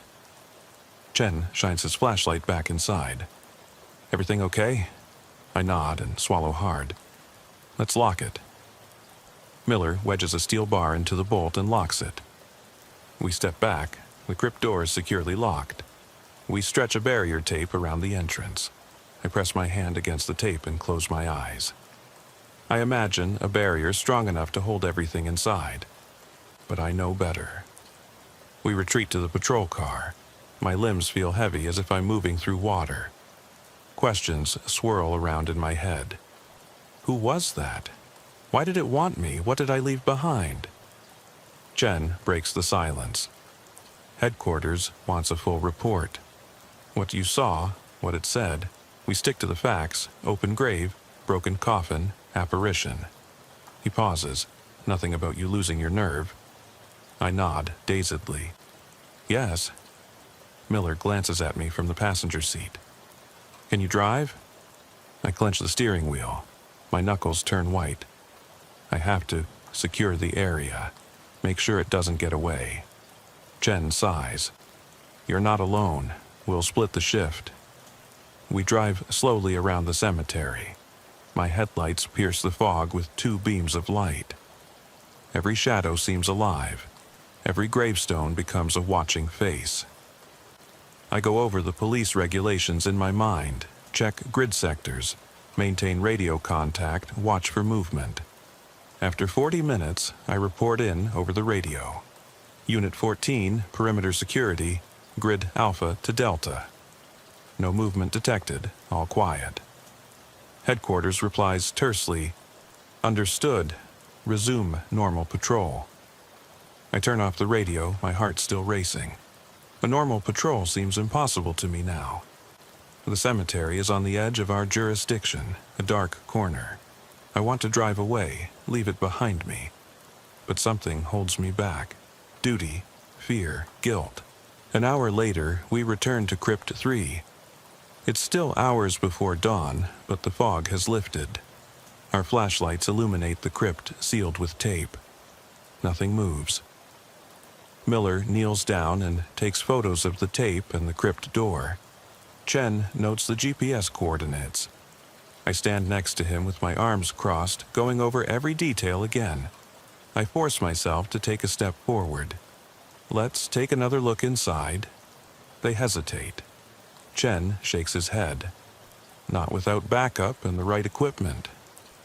I nod, contrite. "You're right." Miller stands up. "We'll secure everything until daylight. Then we'll call the coroner and the Historical Society to see if there are any records of this crypt. Maybe we'll find out who's buried here." I swallow. This feels right. Investigate in daylight. Answers in the records. Closure, maybe. We put more tape around the crypt to seal it off. I touch the tape and whisper, "I'm sorry." Only the wind answers me. We get into the SUV. Chen starts the engine. We drive away, leaving the cemetery behind us, but its outline remains in my mind, gravestones disappearing into the fog. The SUV is silent. I close my eyes for a moment. Memories come flooding back. A hand slipping out of mine, long ago in another dark place. A broken promise. I tremble.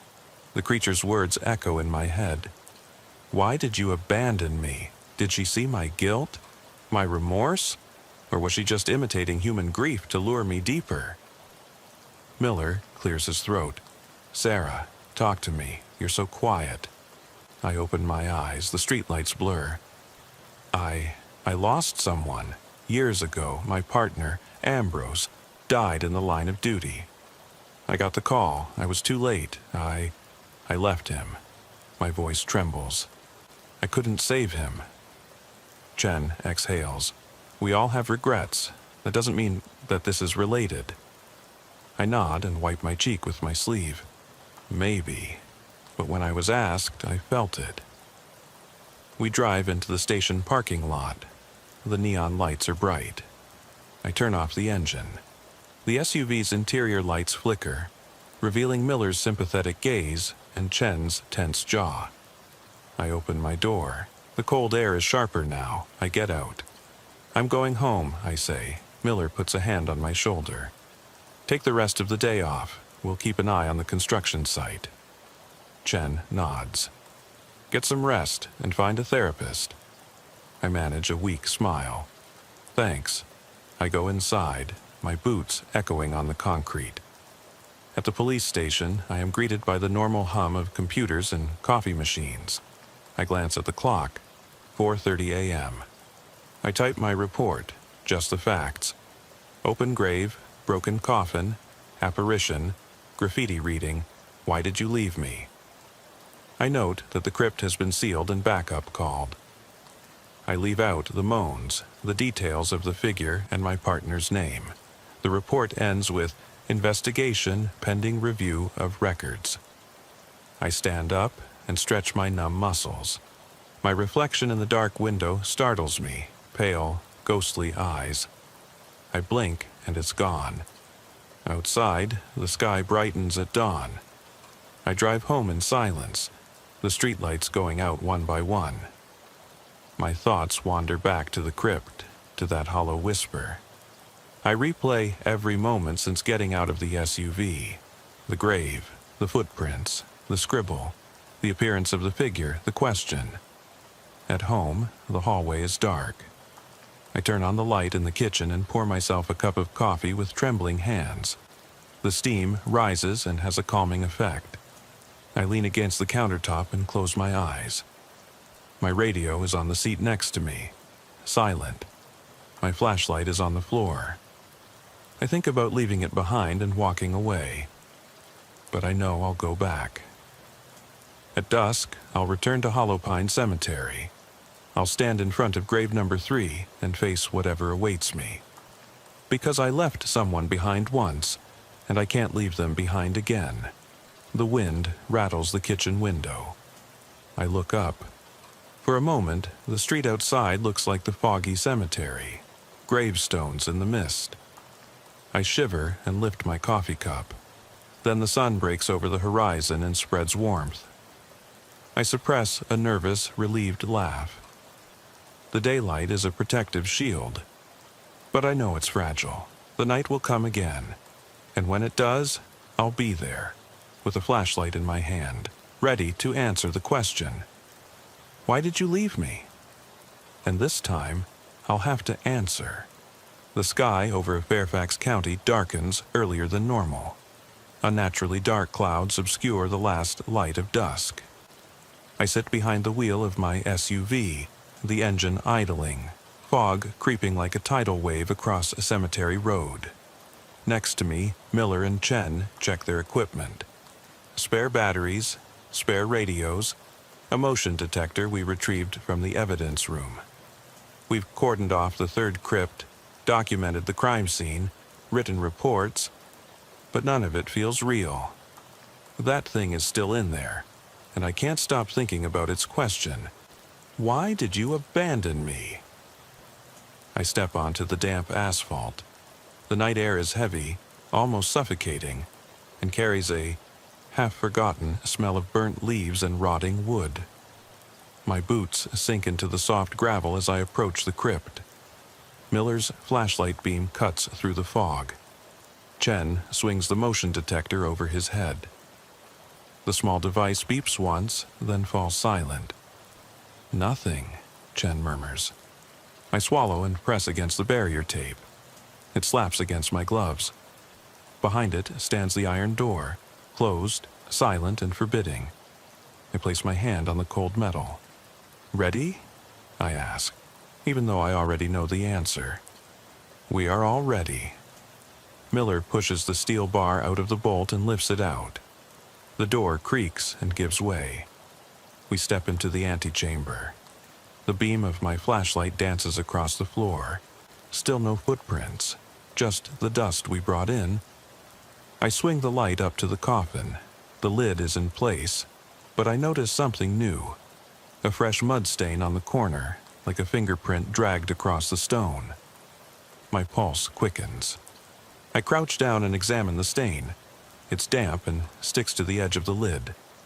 I glance at Chen. He nods and steps aside. I place my palm on the stain. It is cold and sandy. I lift my hand. Dark spots of earth cover my glove. Whoever, or whatever, was here touched the coffin again. A faint creaking echoes from the depths of the crypt. My heart is pounding. I point the beam at the back wall. The scribbled message is gone, washed away or scraped off. In its place, new letters are carved into the stone. I never went away. The edges are sharp, fresh. The words seem to pulsate in the beam's glow. Chen whispers, Jesus. Miller steps closer, his hand on his holster. What now? He asks. I swallow, my voice trembling. Let's keep going. I shine my flashlight on the coffin lid. Open it. Miller hesitates. The air in the crypt feels alive, as if something is watching from every shadow. He nods and grabs the edge of the coffin. Together we lift it. The lid gives way with a creak of stone on stone. The coffin is empty, but the air inside flutters as if something has just stepped out. A cold wind sweeps through the crypt. My flashlight flickers. I hear it again, that soft moaning rising from the depths, barely audible. The motion detector springs to life. It beeps rapidly and scans the air.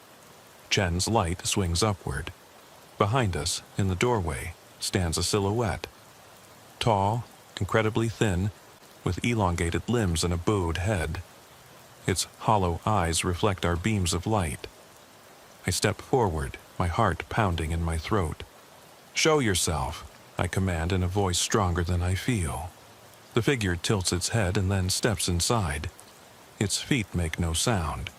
The motion detector spins. Red lights flash. Miller raises his weapon. "Stay back," he warns. The creature stops, raises a hand. Long, fragile fingers spread out. It doesn't come closer. It looks at us with terrible silence. Then it speaks, in a voice as brittle as dry leaves. "You abandoned me." The words echo in the stone chamber. My breath catches. I glance at Miller, then at Chen.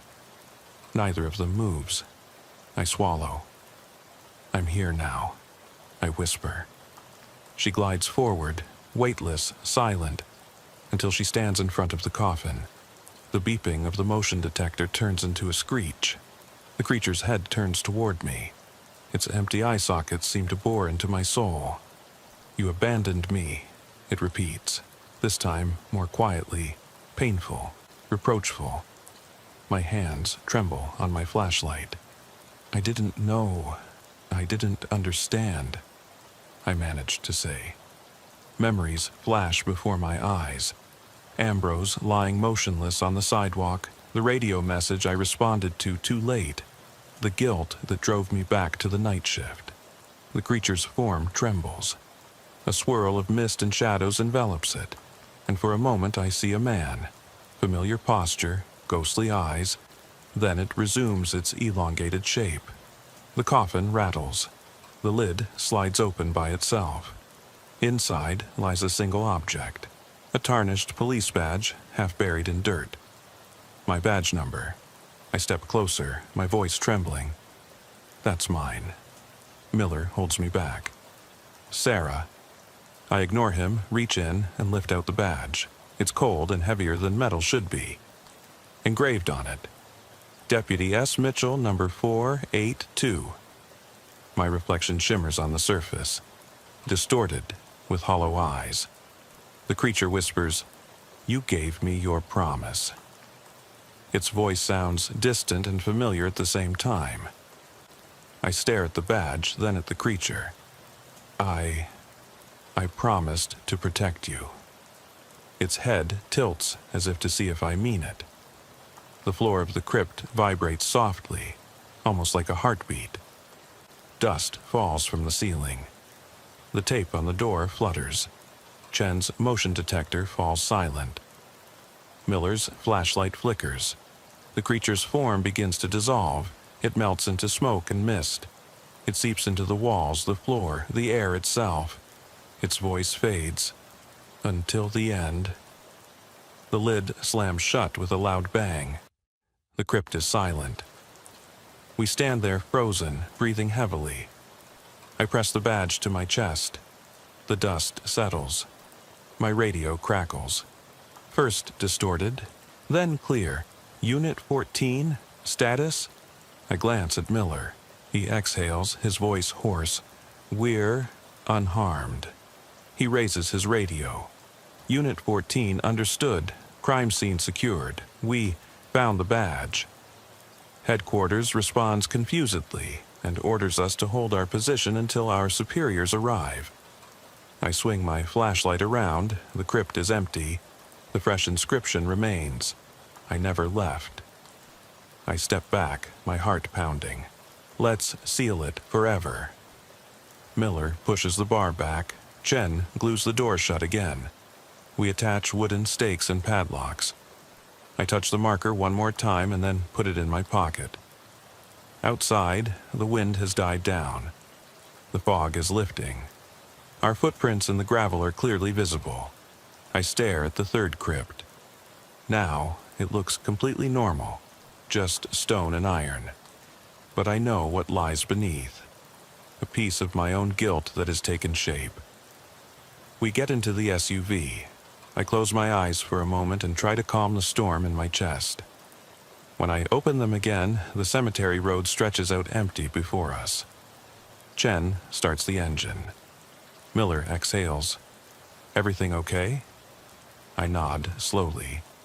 I kept my promise, I think. I look down at my uniform, at the badge visible in my pocket. But it's not over yet. Chen's gaze meets mine. "What now?" I shift into gear. We'll monitor the area, cameras all around, motion sensors, security shifts, and I'll stay on the case until I understand it.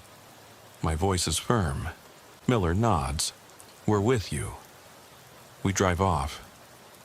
The gate of Hollow Pine Cemetery closes behind us with a soft click. In the rearview mirror, I see the third crypt bathed in the light of our taillights. Silent. Waiting. Dawn will come. The superiors will arrive. Reports will be written. The badge will be back on my chest. But I know the truth. I left something behind a long time ago, and tonight it answered my call. And even though it said, "I never left," its question still hangs between us. Why did you abandon me? As the first rays of sunlight gild the horizon, I realize that this story is not over yet. The promise I made, in life, in death, in this cold tomb, echoes in every heartbeat. Night will fall again. And when it does, I will return, because some debts cannot be buried. The light of dawn creeps into the edges of my vision, but the cold in my bones remains. I sit in the driver's seat of the patrol car, the engine off, my heart still pounding from the exertions of the night. Miller and Chen have long since called it a night, exhausted, shaken, but I couldn't sleep. Instead, under the pretext of routine checks, I drove the route again. My ticket book lies forgotten on the passenger seat, open on an empty page. I stare at the crease and think of the badge in my pocket, whose weight constantly reminds me of everything that has happened, and everything I don't know yet. My flashlight, its batteries drained by the unnatural cold of the crypt, lies on the floor mat. The mud stains on its handle are stubborn and won't come off even after scrubbing them in the station sink. I rub it with a paper towel. Tiny specks of dirt crumble off, but the stain remains, as if it has eaten into the metal. I throw the paper towel out the window.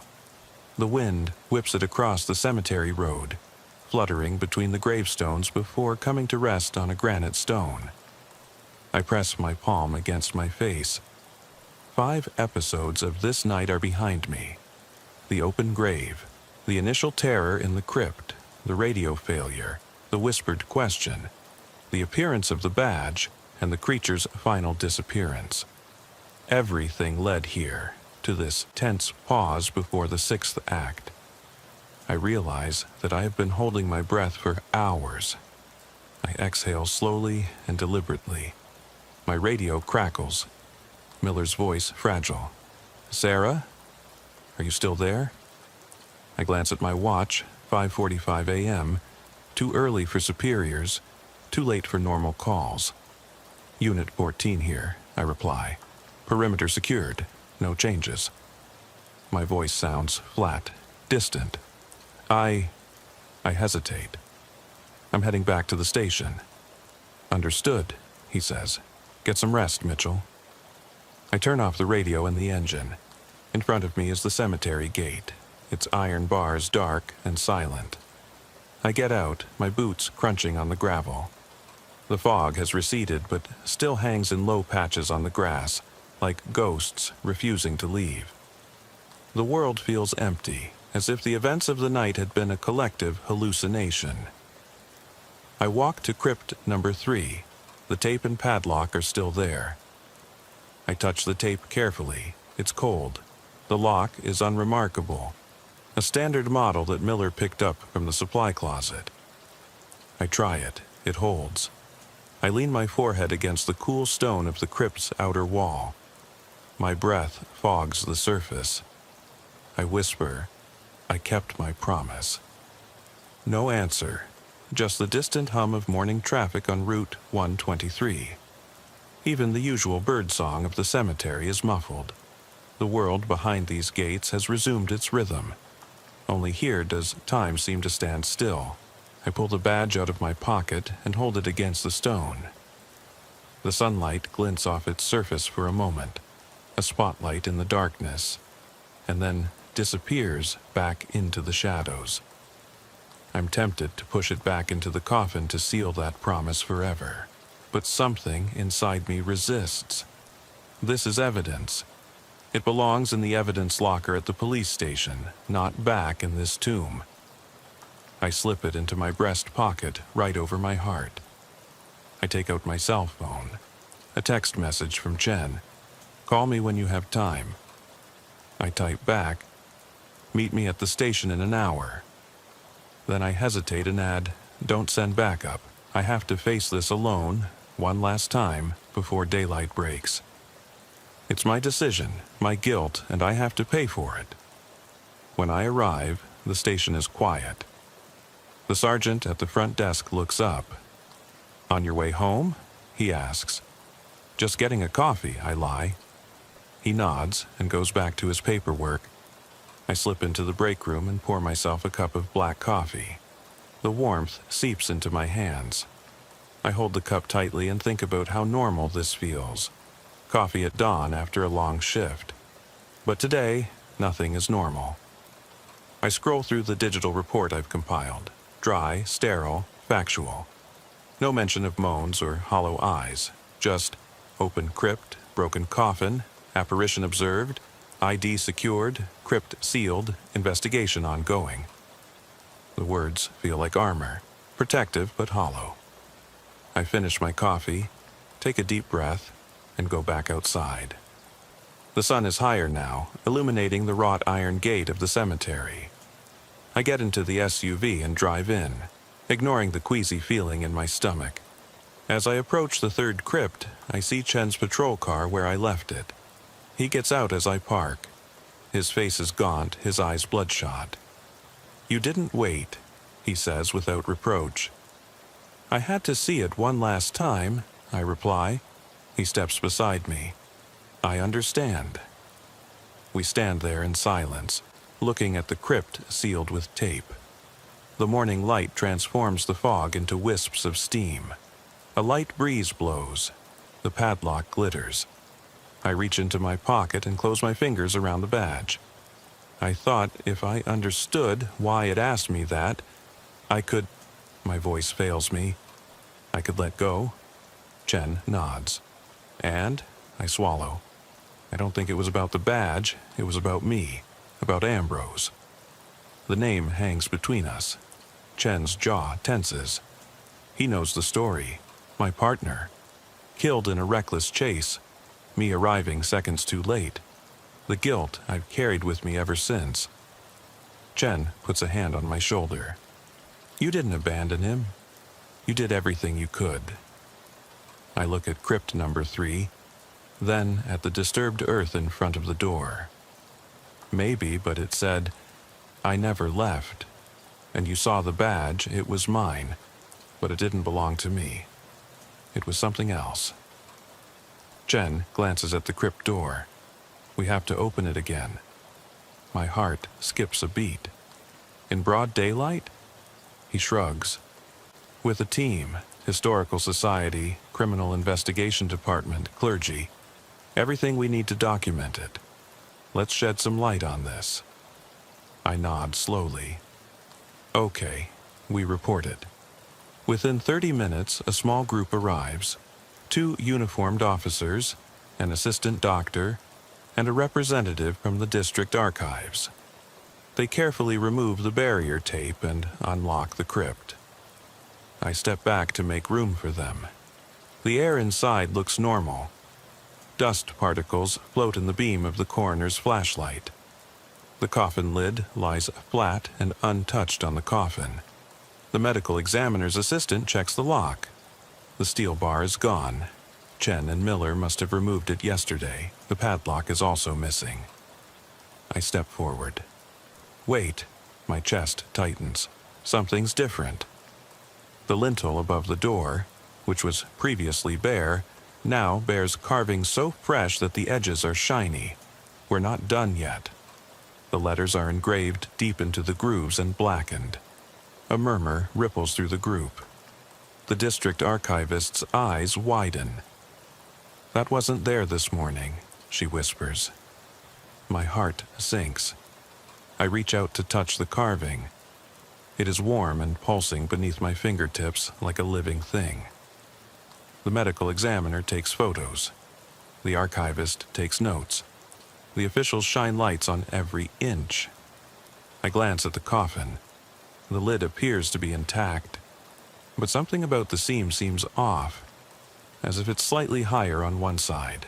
I step closer, my heart pounding. "Open it," I say firmly. The lead officer looks at me, confused. "Deputy Mitchell? This is my case," I say. "Please." He hesitates, then nods. They lift the lid. There's no badge inside, no soil. Instead, a folded piece of parchment lies on the velvet lining. I lean forward, my heart pounding in my throat, and pick it up with my gloved hands. The parchment is brittle and yellowed. When I unfold it, a sketch appears, rough but unmistakable, of two figures. One of them, a police officer protecting a smaller figure behind him. Beneath it is written in scrawled handwriting, "You kept your promise. Now keep mine." A shiver runs through me. I glance at the archivist. This writing, it matches the inscription from last night. She nods and whispers, "Same handwriting, same stroke thickness." My gaze wanders over the sketch. The smaller figure has no face, just an empty oval.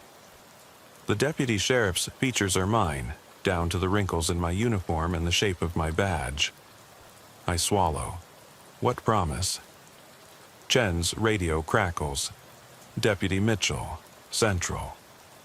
We're getting an emergency call from the old church, 3 blocks from Hollow Pine. It sounded like a child crying. Cold penetrates me to the bone. I turn to the group. "I have to go." The archivist steps forward. "Take the parchment, it's evidence."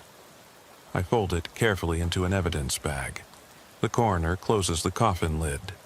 The group steps back uneasily. Chen and I hurry to our vehicles. The sun rises higher, unimpressed. My radio reports the emergency call from the church. We race off, sirens blaring softly.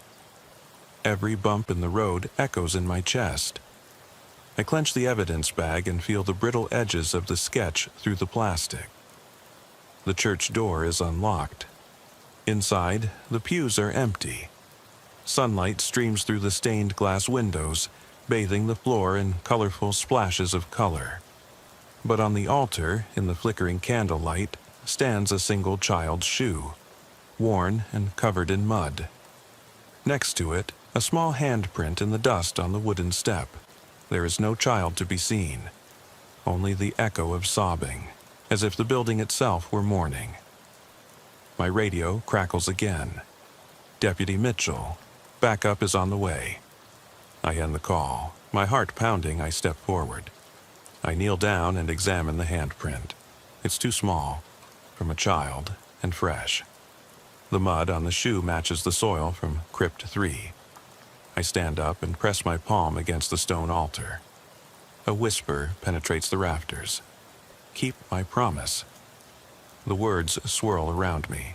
Neither male nor female, neither entirely human nor entirely different. I close my eyes. The memory of Ambrose's face, pale in the glow of the streetlights, comes back to me. The partner I left behind in that moment of failure. The partner who never left me. I put the evidence bag in my coat pocket. "I promise," I murmur into the empty church. My voice echoes back, "I promise." Outside, Chen finds me. "Are you okay?" he asks. I nod. even though my knees are weak. We'll look into it. I hold up the bag. We'll find out who or what left this here, and we'll finish what we started. He puts a hand on my shoulder. Together. I look back at the church, its stained glass windows glowing in the morning sun. Behind it lies the cemetery, its secrets buried in crypts and graves. But now I have a new lead, a new promise to keep. The night will come again. The question will arise again. Why did you abandon me? But now I have my answer, and a promise to keep. As we walk back to the patrol cars, the church door swings shut with a soft click. The child's shoe remains behind in the silent sanctuary, a silent invitation. And somewhere, in the shifting light and shadow, two figures stand watching, one small, one large, waiting for the promise to be kept. My boots scrape across the gravel as Chen and I steer our patrol cars into the narrow alley behind the old church. The pale light of dawn filters through the bare branches above us, but the air is still tense, heavy with promise and fear.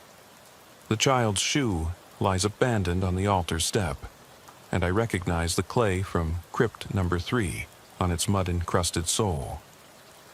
I enter the church again, this time with Chen at my side. There's absolute silence, broken only by the soft hum of our flashlights. The stained glass windows cast broken colors on the dusty pews. I kneel down again next to the altar and look at the only small handprint in the dust. It looks as if a child deliberately pressed their hand down to leave an invitation or a request. "Look," I whisper, running a finger over the outline. The dust gives way under my touch, revealing faint writing. 2 letters, almost blurred. A.B. Chen crouches down beside me. "Initials?" he asks. "Ambrose?" My throat tightens. The name of Ambrose, my lost partner, engraved here in this deserted place. I close my eyes and the memory comes flooding back. The screech of tires, the last radio message. Static, then silence. How I searched that street and called his name into the night. How I left him lying in the gutter. "Promise me," I murmur. He never left me. Now I have to find him. I stand up, my heart pounding. We search the church again. No child, no whispering, just dust particles dancing in the beam of light. On the floor near the confessional, I discover footprints too small for an adult, muddy little imprints leading to the side door. I follow them, Chen close behind me. Outside, the tracks cross the threshold and disappear into a patch of long grass between the church and the cemetery. I step into the dew-covered blades. The tracks reappear and lead straight to Crypt 3. My pulse is racing. The gate to the cemetery stands ajar, a silent invitation back into the realm of shadows. Chen turns on his radio. Headquarters. We're following footprints from the church to Crypt 3. Request perimeter security. I turn to the sealed door of the 3rd crypt. The padlock and tape are still there, but I notice fresh marks on the floor by the door. Tiny indentations, as if a small hand had pressed against the padlock before slipping away. My breath catches in my throat. I kneel down and brush the earth aside to reveal a shallow indentation in the shape of a child's hand. Above me, the inscription above the archway of Crypt number 3 glows in the dim light. We are not finished yet. Beneath it, new words appear as if written by an invisible hand. Come and find us. I stand up, my voice trembling. They want me to open it again. Chen's face is tense. We need a search warrant. We need backup. I shake my head. Number. If we wait, they'll disappear. I glance at the child-sized handprint. You're relying on the rules. I've waited long enough. I pull out my badge, Officer S. Mitchell 482, and hold it against the stone. By the authority vested in me, I am opening this crypt. Chen hesitates, then pushes the padlock open. I pull off the tape. It snaps like a gunshot in the silence. My heart is pounding.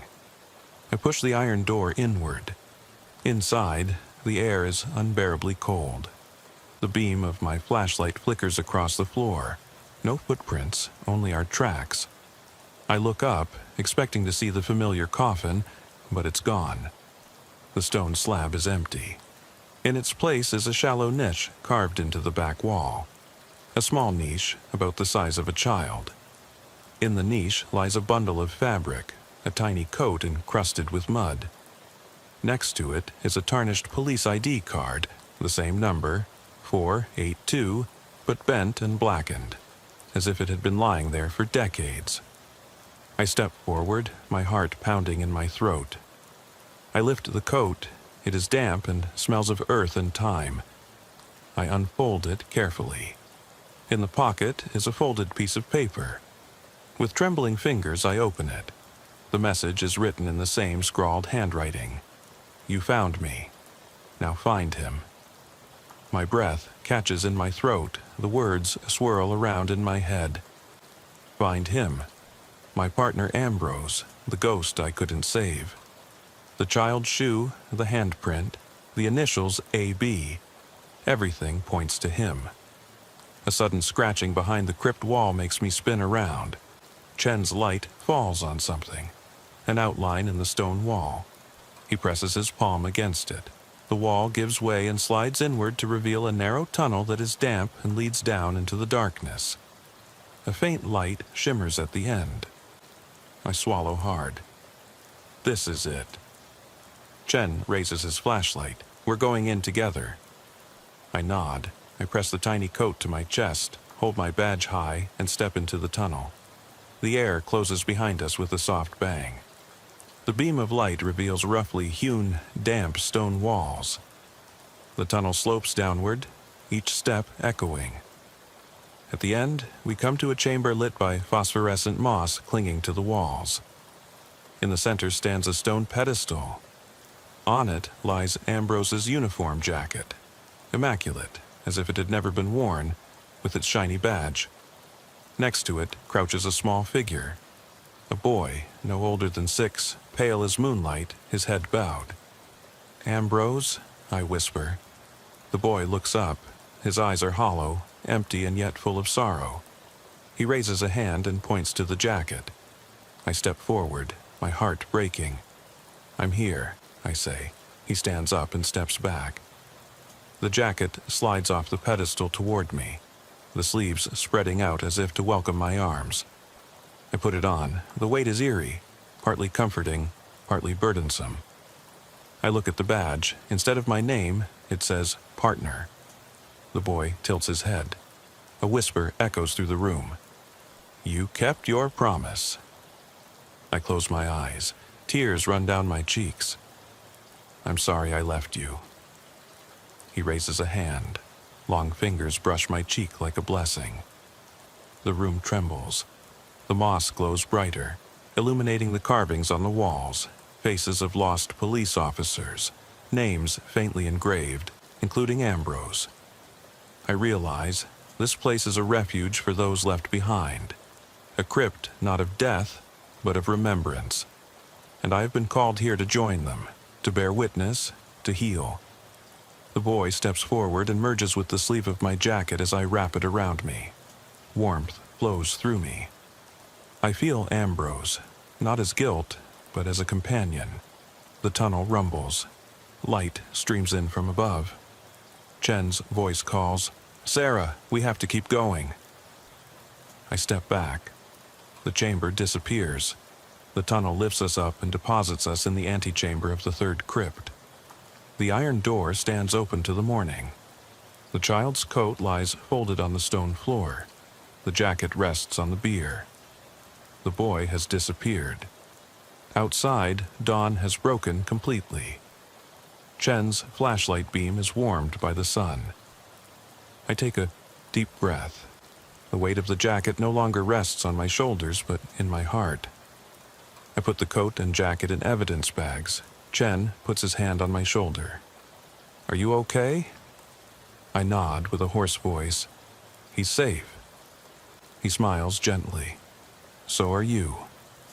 We seal the crypt one last time. The inscription above it reads simply, "Ended." No trace of fog, no echo of moans. The cemetery breathes a sigh of relief. As we drive away, I look in the rearview mirror at the third crypt, silent, peaceful. The promise has been kept, the question answered. The boy, Ambrose, and I are reunited in memory and forgiveness. And although night will return, I know that I will never leave him, or myself, behind. The road leading out of Hollow Pine Cemetery seems endless, every gravestone and twisted tree reaching out toward us like skeletal hands. Chen drives in silence, the headlights piercing the thinning morning fog. I sit in the passenger seat, my hands trembling around the evidence bag containing Ambrose's jacket and the child's coat. Again and again, I press my palm against my chest and feel the steady beat of my heart. A promise kept, a debt paid. Behind us, the third crypt is sealed. The padlock is closed, the tape neatly crossed. The engraved message now simply reads, "Ended." The iron door is silent and motionless. The world has returned to its usual routine. Birdsong floats over the fields. The distant hum of a lawnmower drifts over, and a lone jogger runs past the cemetery gate, unaware of what happened here during the night. I close my eyes and let the sun's rays warm my face. Guilt, my constant companion, has loosened its grip. Ambrose is no longer present as an accusation, but as a silent confirmation. The boy's whisper has faded away, replaced by the memory of our heartbeats together in the darkness. Chen glances at me. "Do you want to report it? Or—" I shake my head. "Number? Let's wait. Let them find the jackets as evidence. Let the files show that we close the case." I unzip the bag and look inside. The little coat is carefully folded. Ambrose's jacket is wrinkle-free and unworn. They belong to history now.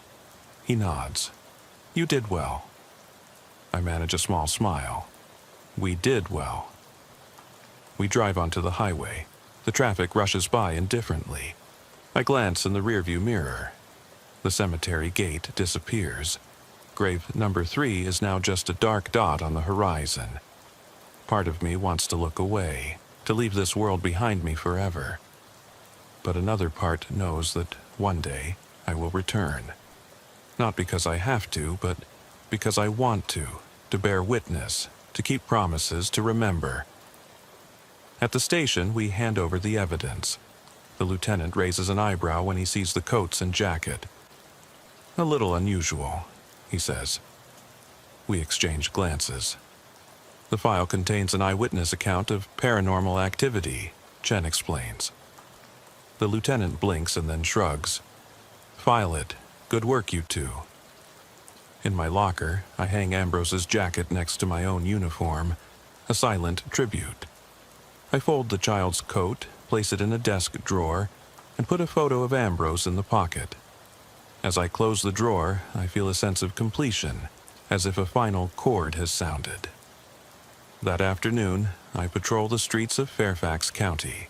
Routine traffic stops, social checks, paperwork, but everything feels different, brighter, more real.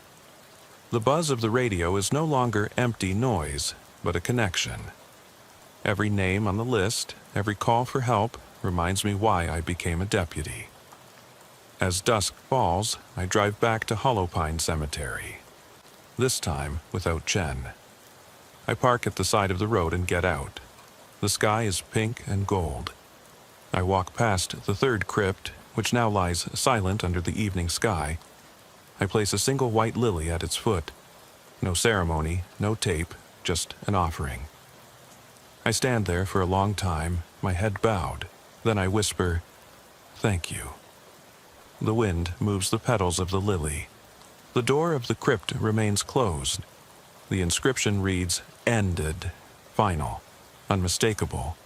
I turn and walk away, my boots crunching on the gravel, my heart lightened. The night will come again. Calls will be heard over the radio. The shadows will stretch out under the streetlights. But I carry the promise with me now, in every beat of my heart, in every breath I take. I will never leave her behind. And should that question ever arise again, why did you abandon me? I already know the answer. I didn't. I never thought I'd be patrolling a cemetery, but there I was, engine idling, radio silent, fog pressing against the windows of the patrol car like a cold breath. It was 12:03 a.m. when I pulled up to the rusted iron gate of Hollow Pine Cemetery in Fairfax County, Virginia. A county police dispatcher had sent me here after another emergency call. Open grave. Sounds like someone's been digging. I'd been with the police for 6 years, worked night shifts, dealt with domestic disturbances, and even a few burglaries. But a cemetery was something else. As I got out, the gravel crunched under my boots. My flashlight pierced the fog with a narrow cone of yellow light. Everything else merged into a gray-white haze. The gravestones stood like silent sentinels, overgrown with moss, their names weathered by decades of rain. I looked at my watch, 12:07 a.m. My breath formed little clouds. I pressed the talk button. Unit 14 at the scene of the crime in Hollow Pine, investigating a report of an open grave. There was static on the radio. Roger, Unit 14. No other units in the sector. Over. I swallowed. Just me. I clutched my weapon more tightly, even though I knew I should only draw it if I had a target. Protocol dictated that I first check the surroundings, survey the perimeter, look for footprints, mark anything unusual. I walked down the main avenue, shining my flashlight to the left and right. The fog muffled all sounds. My footsteps, the soft rustling of leaves, the distant hum of traffic on Route 29. An owl hooted, then there was silence. After 10 minutes, I reached the old part, crooked gravestones, Victorian tombs half overgrown with ivy. This part was closed to the public. Families rarely visited these forgotten graves. I shone my flashlight over a sunken spot in the ground. The open grave. It was shallow, maybe a meter deep, and roughly rectangular. The edges looked fresh. Clean cuts in the lawn, dark clumps of earth piled up at one end. No shovel in sight. No footprints leading away, only my own path back. I knelt down to examine the earth. It was damp, soft, and smelled of decay and earthworms. I tapped the edge of the pit with my flashlight. Wood. A coffin? No, just wooden planks lining the hole, as if someone had hastily reinforced it. I was shaking. My hand wandered to my radio. Headquarters. I found the open grave in the old part. No sign of a suspect, no footprints. Request K9 or backup. Silence, then a faint crackle. Roger, Unit 14. No dogs available. Backup in 10 minutes. Over. 10 minutes felt like an hour. I stood up and shone my flashlight around. The fog grew thicker and swirled around my ankles. I breathed in slowly and walked carefully around the pit, looking for cameras or tools left behind by intruders. Nothing. I continued on, circling the property, my heart pounding. My radio crackled, a hiss, then nothing. The display flashed red. Low battery. Great. I pulled out the spare device attached to my belt. My fingers trembled as I snapped it into place. The moment I pressed the button, a distant clang echoed. Somewhere, a gate or metal on stone. I spun around, swinging the beam of my flashlight. Nothing but gray pillars. I swallowed the fear rising inside me. This was my element, investigations. But this place didn't obey normal rules. The fog swallowed the distance, every shadow becoming a shape. I forced myself to keep going. The open grave disappeared behind me. I had to search the rest of the area before backup arrived. The path wound around a row of obelisks whose names were long since illegible. On one, I saw an inscription: Eleanor Whitlock, beloved daughter, 1883 to 1886. Tiny letters, almost impossible to make out. A breeze stirred the leaves. I heard the soft scratching of something being dragged across the ground. I shone my flashlight to the right. Handprints on a stone? No, just streaks of mud. My heart skipped a beat. I turned around. At the edge of the beam of light, I thought I saw a figure. A woman in an old-fashioned dress, pale, standing motionless between the stones. I screamed and spun around, but when the beam of light settled, there was nothing to be seen. "It's just your imagination," I muttered in a hollow voice. I radioed headquarters. Unit 14. "Do you read me? Over." The microphone crackled.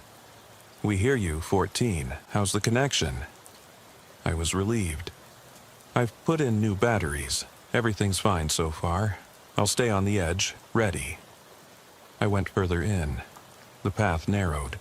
Roots from old oak trees sprawled across the ground. My flashlight fell on a slanted, half-buried gravestone. I leaned forward and saw fresh scratch marks on the side, vertical notches, as if someone had tried to climb out of the grave. My pulse quickened. Whoever had dug this hole had been in it, or something had been buried and had freed itself. I stepped back. My boots slipped on the wet grass. I braced myself against a crypt wall. The cold stone pressed through my jacket. I closed my eyes and took a deep breath. The smell of damp earth filled my nose. A soft whisper reached my ear. "Help me." I froze, my heart pounding. The voice, childlike, distant, came again. "Help me." I turned around and searched. The fog cleared for a heartbeat, revealing the open grave, dark and empty. I swung my flashlight back, and the whispering stopped. Silence. I swallowed hard. I was alone. My training kicked in. Note everything. Stay calm, don't chase. Phantoms. I typed into my notepad, 021, heard a soft voice, no source visible. Possibly an acoustic hallucination or a prank. I forced myself to laugh bitterly. Paranormal investigators would have had a field day here. I was a police officer. I dealt with facts. I continued my search, staying close to the fence. Near the chain-link fence, the fog cleared, revealing the distant lights of the police station. I calculated. Backup would arrive any minute. I should turn back. As I turned, the beam of my flashlight fell on a fresh footprint. Heavy boots, covered in mud, right in front of the grave. It was unmistakable. Heel print, distinct pattern. It led south, away from the exit. My stomach tightened. I followed it, my heart pounding in my throat. Every step crunched. The path led to a row of crypts with locked iron doors. One door was ajar, just a crack, but enough. I approached with my hand on the handle. "Fairfax PD," I said in a low voice. "Come out, or I'll call backup." No answer. I pushed the door open. It creaked and revealed complete darkness. I shone my flashlight inside. Nothing but a narrow passageway lined with stone coffins. Damp drops echoed. My breathing quickened. I stepped forward and crossed the threshold. My radio crackled. "Unit 14, backup is on the way, over." I exhaled. "Roger," I whispered. "I'm in the crypt." I ran back outside. Within seconds, headlights cut through the fog. 2 patrol cars, engines idling. Police officers got out and held their flashlights high. I was relieved. I informed them. Open grave, footprints, whispering, crypt door. They listened and nodded. Sergeant Miller arrived. An experienced police officer with 3 decades of service. He looked at the pit and the footprints, then at me. "Good job securing the scene," he said. "Call for a forensic team when it's daylight. We're cordoning everything off." I felt relieved. I reported back over the radio. While we waited, I leaned against my patrol car, shivering. The fog swirled eerily around the headlights. I looked at the open grave. Something about it was unnatural. But rules were rules. Forensics would secure the evidence. We would write reports. I would finish my shift and be back in bed before dawn. Then I heard it again, a soft scratching coming from inside the grave. I froze. The other officers were talking on their radios and didn't notice anything. I shone my flashlight back. The pit was empty, so empty that it seemed to swallow the beam of light.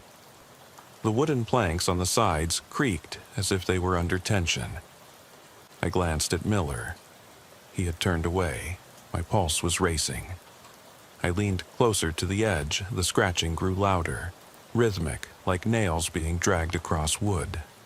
I swallowed. I raised my voice. "Sergeant, did you hear that?" He turned around with a frown. I shone my flashlight into the hole. Nothing. He stepped forward. "What's going on?" I opened my mouth. Then the boards broke inward with a dry crack, and something slid into the mud below. I stumbled back, my heart pounding. Miller lunged forward and swung the flashlight into the pit. The beam of light fell on a hand. Pale, slender fingers clawed at the earth. "Holy," Miller whispered. We both stared. The hand twitched. My training screamed at me to secure the scene, but my instincts made me step back. The hand withdrew, pulling something behind it, a figure, thin, emaciated, covered in mud. It disappeared into the darkness of the grave. It grew quiet. The only sound was my irregular breathing. The fog drifted away. The grave yawned, empty again. Miller shone his flashlight on me. "Did you see that?" he asked in a low voice. I nodded, unable to speak. Reinforcements arrived and aimed their spotlights at the pit. They saw nothing. Forensics would dismiss it as roots or animal activity, but Miller and I knew better. We both stepped back. The grave settled, earth shifted. There were no footprints leading back. The glove I had found earlier was gone. Miller closed the gate. "Let's get out of here," he said. I followed him, my nerves on edge. As the patrol cars drove away, the fog enveloped the cemetery, hiding its secrets once again. I looked at my watch, 1:02 a.m. 6 minutes until the shift change. I pressed the microphone. "Unit 14, over." My voice sounded hollow. I stared into the rearview mirror. For a moment, I thought I saw a pale face at the gate watching us. Then it disappeared. I drove into the night, the lights growing dimmer. My hands trembled on the steering wheel. My cell phone vibrated in my pocket. A text message from my partner. "Hey, everything okay?" Saw the call. Strange thing. I typed back, "Everything okay, just fog and old stones." I didn't mention my hand. Not yet. As I pulled onto the highway, the cemetery gate disappeared into the fog. I glanced at the row of dark trees and felt a chill that was colder than the night air. Some things should not be disturbed. Some calls should not be answered, and some graves are better left open. I step back into the fog, my heart still pounding, and continue on my way, knowing full well that I still have 5 more sections to go. The fog clings to my uniform, damp and cold, as if the cemetery itself were breathing on me. The beam of my flashlight makes its way unsteadily over crooked gravestones and gnarled tree roots. Every breath echoes loudly in my helmet. Every step a challenge to the silence that presses in on me from all sides. I circle the open grave one last time, and notice how the earth seems to settle, as if what had emerged has slipped back into the night. The leaf-covered path splits here. One fork leads back to the gate, the other deeper into the old part. Protocol would require me to stay with the grave until forensics arrive, but protocol just saw something claw its way out of this pit. Duty and instinct battle within me. I decide to take the deeper path and shine my flashlight on the cracked marble of forgotten crypts. My spare battery clicks in the side of the radio, but when I press the talk button, all I hear is static. Backup is on the way, but I'm alone in this stone corridor. The further I go, the thicker the fog becomes. The trees arch over me, their skeletal branches intertwined like praying hands. I shiver and wish I had brought gloves. At 1:07 a.m., I come around a mausoleum and almost trip over something lying low on the ground. My light falls on a small, mud-encrusted boot, a child's size, lying next to an overturned flower pot. The petals, once made of colorful plastic, are smeared with wet soil. My pulse is racing. I crouch down and see scratch marks on the sole in the light of my helmet. A tiny footprint leading south, back to the door of the crypt. I take a photo with my cell phone and radio. Unit 14 found a child's boot at coordinates 3 Alpha, leading to a sealed crypt. No sign of anyone. Please send a response team immediately. The reply crackles. Roger. Forensics is on their way. Stay in position. I turn off the light on my cell phone, my heart pounding so loudly that I can almost hear it over the silence of the cemetery. A soft sob pierces the fog, a child crying, far away but unmistakable. My heart sinks. I sweep the beam of light around. Nothing. The sobbing returns, closer now, painfully sad. I follow the sound to a row of low stones.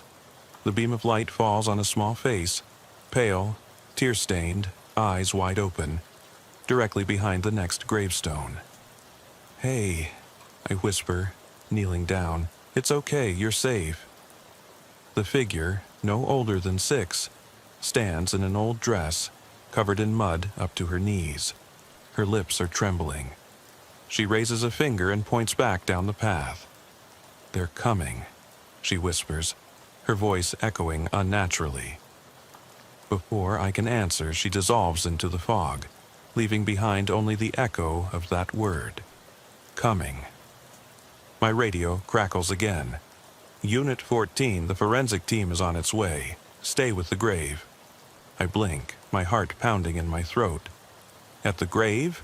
Behind me, the open pit gapes, but I am rooted to the spot where the child disappeared. I dare to glance back. Only empty wisps of fog. I turn around.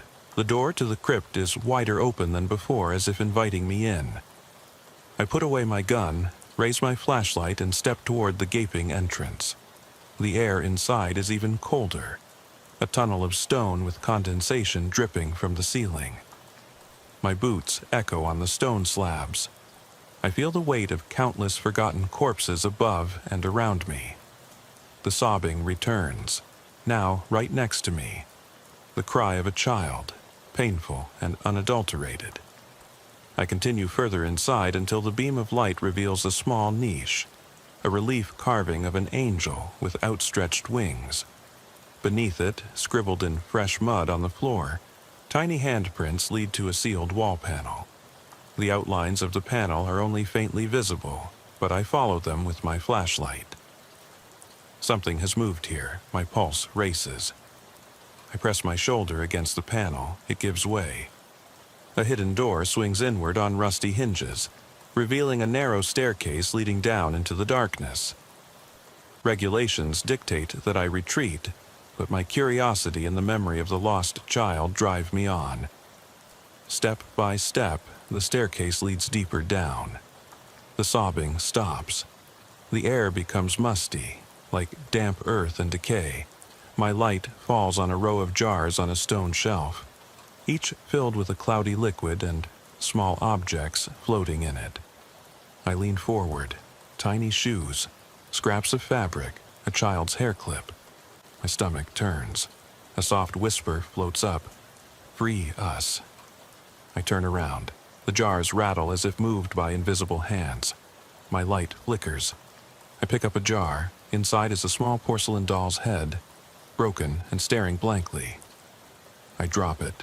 It shatters on the stone floor. The whispering becomes a chorus. Dozens of tiny voices plead, cry, sing. Panic rises within me. I retreat to the stairs, then the door slams shut. Darkness engulfs me. My radio falls silent again. I pound on the door. "Help! Sergeant Miller!" Only echoes answer me.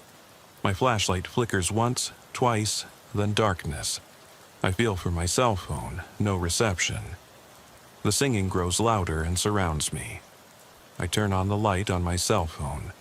A faint beam illuminates damp walls covered with childish scribbles. "Let me out.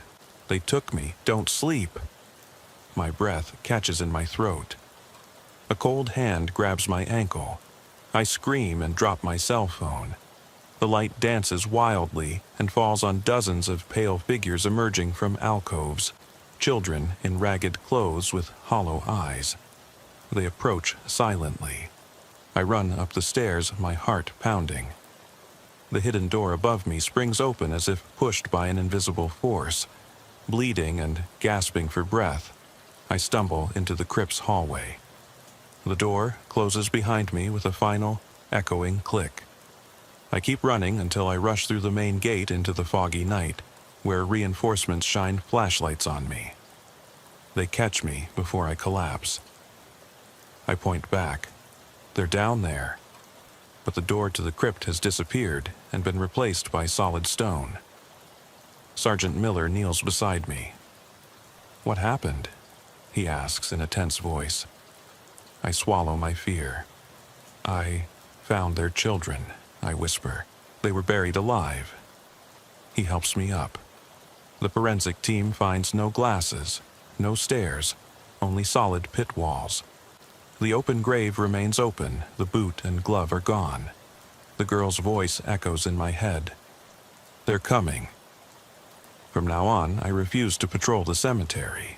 But sometimes at 1:13 in the morning, I wake up and hear soft footsteps in my hallway and a quiet whisper, "Let me out." The fog did not lift. I emerged from the crypt's corridor shaken, but the cemetery kept its secrets. Fog swirled around the gravestones and hid shadowy figures. I had barely caught my breath when reinforcements pushed me toward the patrol car. Their headlights cut sharp lines through the fog. I glanced back. The facade of the mausoleum looked untouched. The iron door closed flush with the stone. No sign of the stairs, no glasses, no children's handprints, nothing but intact masonry. I sank onto the tailgate while Sergeant Miller examined my wounds.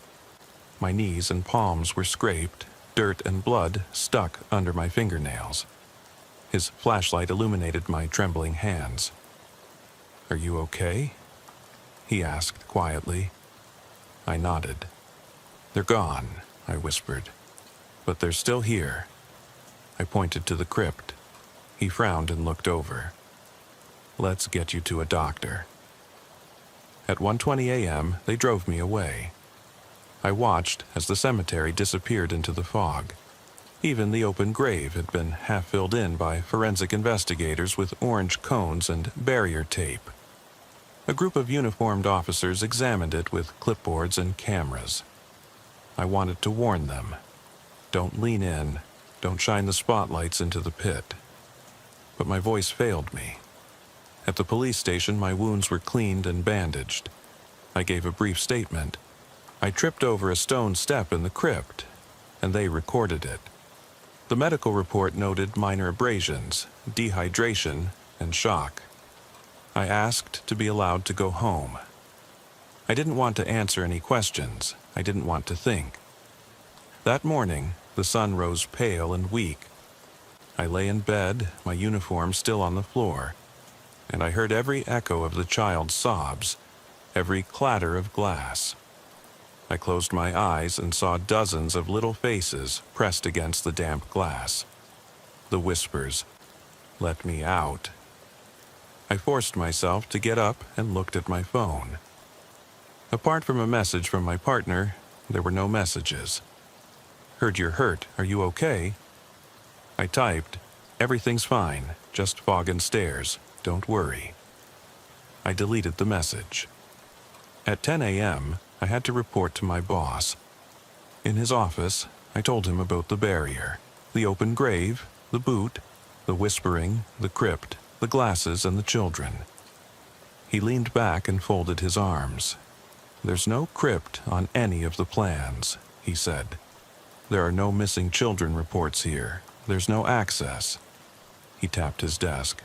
"Officially, the status is open grave, no suspects, no evidence. We're closing the case." I nodded. Officially, the story was over. But unofficially, I knew what I had seen. I stepped out into the bright morning and drove home with the windows down. The warm air smelled of spring grass and mocked me with its normality. That evening, at 11:45 p.m., I returned to Hollow Pine, alone, without my badge or my gun, driven by an urge I couldn't name. The gatekeeper let me through. Fog enveloped my ankles. The cemetery was empty. I crept to the old part, my heart pounding. The open grave was untouched, a dark chasm in the earth. I knelt down and traced the outline with my fingertips.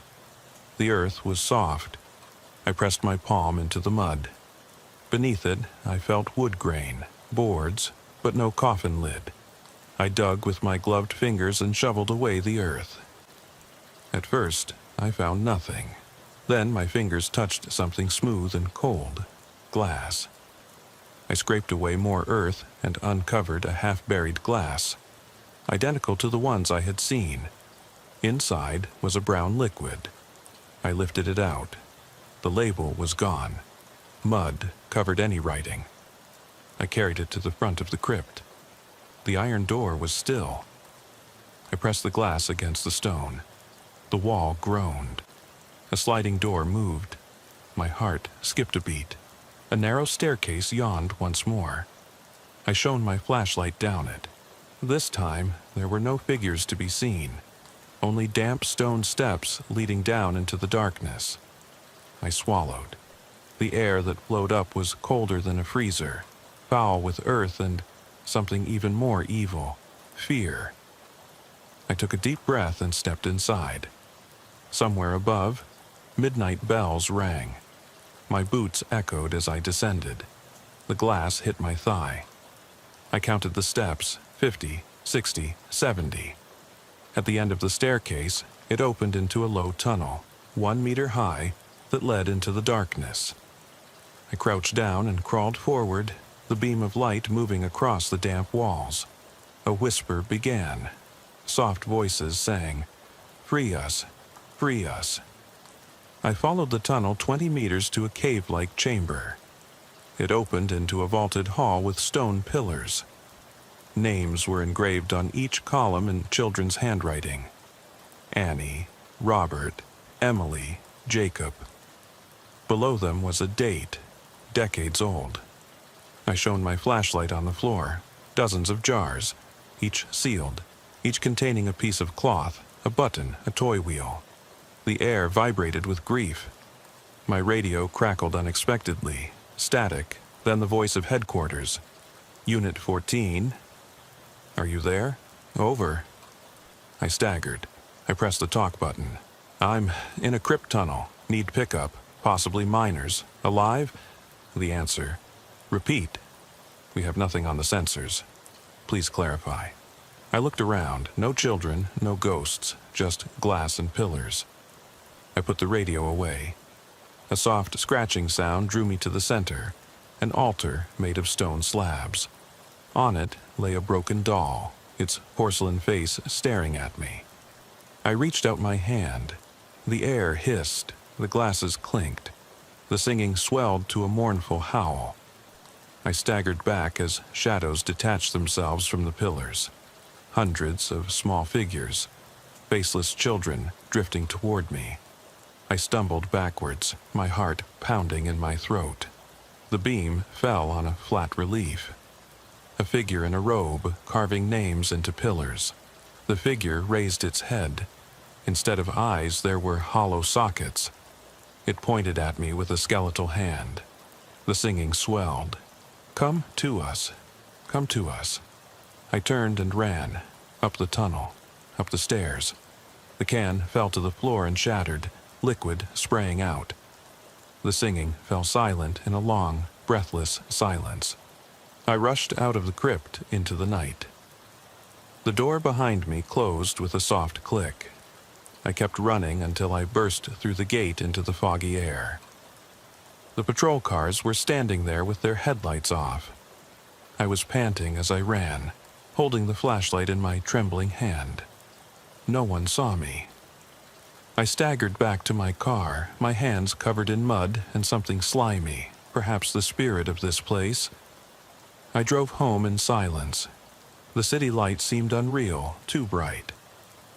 At home, I washed the dirt off my hands, brown grime and white spots that looked like bone dust. I scrubbed until my skin burned. I looked in the mirror. My eyes were red-rimmed, dark circles making me look hollow. I texted Sergeant Miller. "Something's wrong. They're still there." He called back once. "Get some rest." I turned off my phone. Now, the glasses lie broken in this tomb, their contents spilled into the mud. The children's names are still on the pillars, waiting. I dream of little faces crying for deliverance, of cold hands on my ankle. I wake up at 1:13 a.m., my heart racing, and I hear a soft tapping on my window, tiny fingernails searching for an entrance. 6 sections remain, 6 chances to end this, but every step closer feels like I'm sinking deeper into this grave. I don't know if I can stop, because they're coming. And next time, I might not get away. I hardly slept. Every time I closed my eyes, I saw those little faces pressed against the damp glass, heard the soft scratching of tiny fingernails on my window. The morning light felt intense, too bright, and made the trembling of my hands visible as I poured coffee. The doctor called it a stress reaction. I called it reality. I spent the day poring over old files in the evidence room, missing persons reports, death certificates, cemetery permits, anything that might explain the names on those pillars.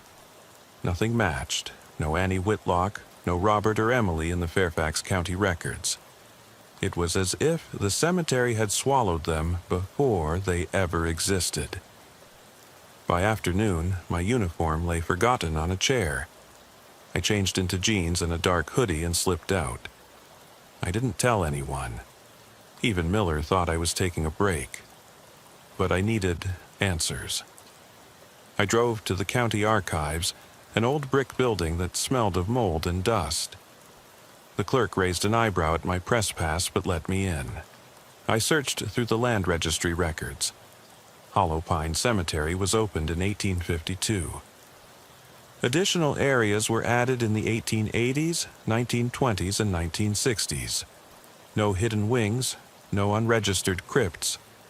The construction plans matched what Miller had seen, no tunnel. And yet the stone was opened for me.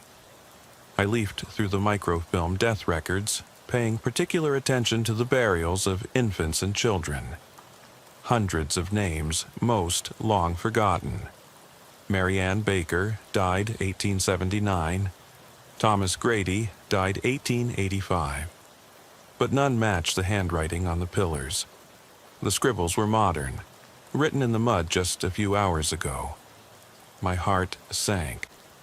This wasn't history. This was happening right now.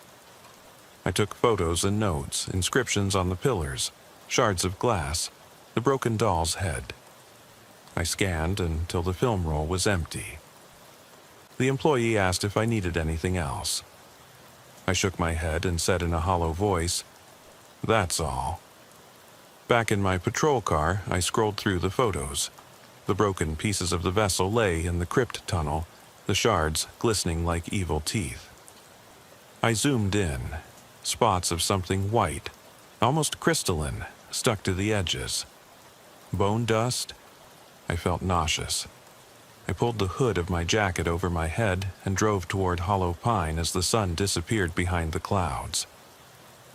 At 10:45 p.m., an hour before my usual return time, I parked in front of the gate. This time, I didn't have my badge with me, just a backpack with a flashlight, gloves, and my service pistol. I told myself that I would go in, find the shaft, and end this. The gate swung open slightly, as if it had been expecting me. Fog swirled around the pillars thicker than before. I paused, my heart pounding, then stepped onto the gravel. The open grave yawned near the old part, its edges rounded by previous forensic work. The cones and barrier tape were gone. The earth looked untouched. I knelt down and felt with a gloved finger, wood grain, then cold glass. My hand closed around a small glass fragment. I put it in my pocket. Then came the whisper, soft, insistent, "Find us." I followed the path to the front of the crypt. This time, there was no covering, just solid stone. I pressed every joint. Nothing moved. Panic rose within me. I placed the glass fragment on the floor. The stone beneath it trembled, and a thin crack formed around a familiar outline. The hidden door. I stepped back as the covering opened silently. The staircase yawned, darker than the night. I swallowed. Midnight air poured out, smelling of decay and grief. I shone my lamp down. The steps were muddy. I climbed up carefully, taking care not to step on any broken glass. Below, the tunnel stretched out, with small niches in the walls. In each niche stood a glass, or what was left of it. I counted 7 empty niches and 6 broken shards. 6 children. In one niche, there was still an intact glass. I approached it. The surface of the glass was opaque with dirt. I wiped a path clear with my sleeve. Something pale and twisted was floating inside, tiny, motionless. I pressed my face close. It looked like a small shoe, a child's shoe, covered in mud. My breath caught in my throat. The whispering swelled into a chorus. "Help us. Free us." I fumbled for the glass and lifted it up. The moment I opened the lid, a scream rang out. A high-pitched, shrill scream that shook me to the core. I staggered and pressed the jar to my chest. Silence fell. I noticed that the other jars were rattling and the lids were turning. I ran to the stairs, but something was blocking my way. There stood a small figure, a girl in a pale dress, mud dripping from her. Her eyes were empty sockets. She stared at me, her head bowed. I froze. She raised a finger and pointed deeper into the tunnel. Behind her, shadows merged. Other children, silent, shuffling forward. Adrenaline shot through my body. I fired a warning shot into the ceiling. Concrete splintered. The children stopped, headless figures in the beam of light. The girl stepped aside. The tunnel behind her seemed to pulsate with darkness. I clutched the glass. My rational mind screamed at me to drop it and run. But I knew that if I abandoned them again, their voices would never be silenced. I swallowed and walked past the girl, deeper into the tunnel.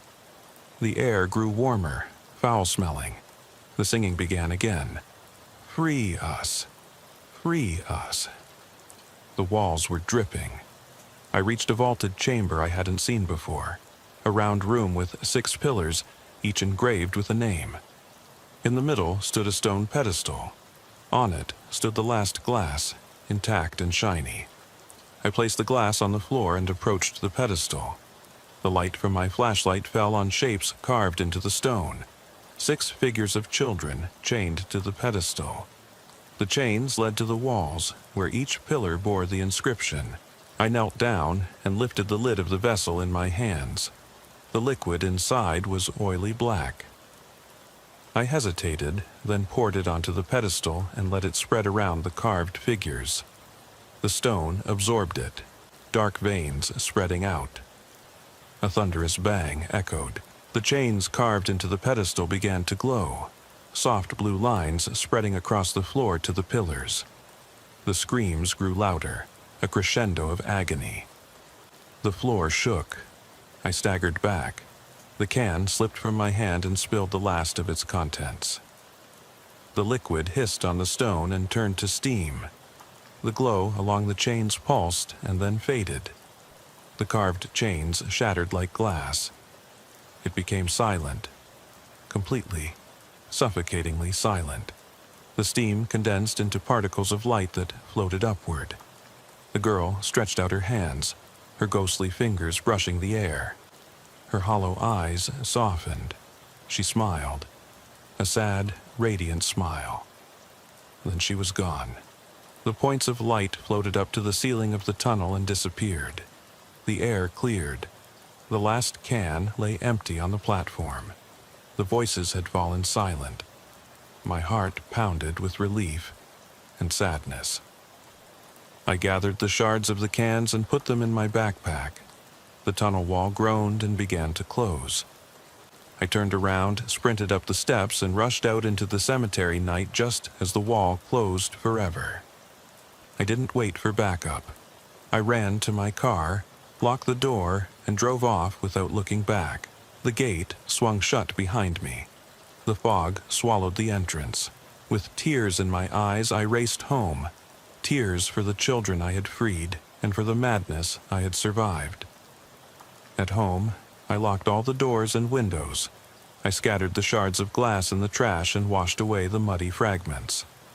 Nothing remained but the memory and the names carved in stone. At 3:17 in the morning, I collapsed into bed, exhausted. My dreams were silent, but I know they are free, and I know that they will watch over me now, silent guardians in the fog. The sunrise was a lie, pale, weak, and without comfort. When I crawled out of bed, my uniform lay neatly folded on a chair, untouched. I stuffed it into my travel bag along with the broken glass shards, careful not to think about the children's names carved in stone. Annie, Robert, Emily, Jacob, Lily, Marcus, 6 freed, 1 left. Today, I would finish this or die trying. At 10:30 p.m., I drove to Hollow Pine Cemetery and arrived before the iron bars of the gate were closed for the night. The guard nodded briefly. He had learned not to ask questions. Wafts of fog settled over the cemetery like living silk. I stepped inside, my heart pounding in my chest, and went straight to the old section. The open grave lay untouched. The mud had been smoothed by the first investigators and then left behind. I knelt down, pressed my palm into the damp earth, and felt the hollow wood beneath. I pried at the boards with my fingers until a corner gave way. There was nothing left underneath, no coffin, no container. Whatever had been in it was gone.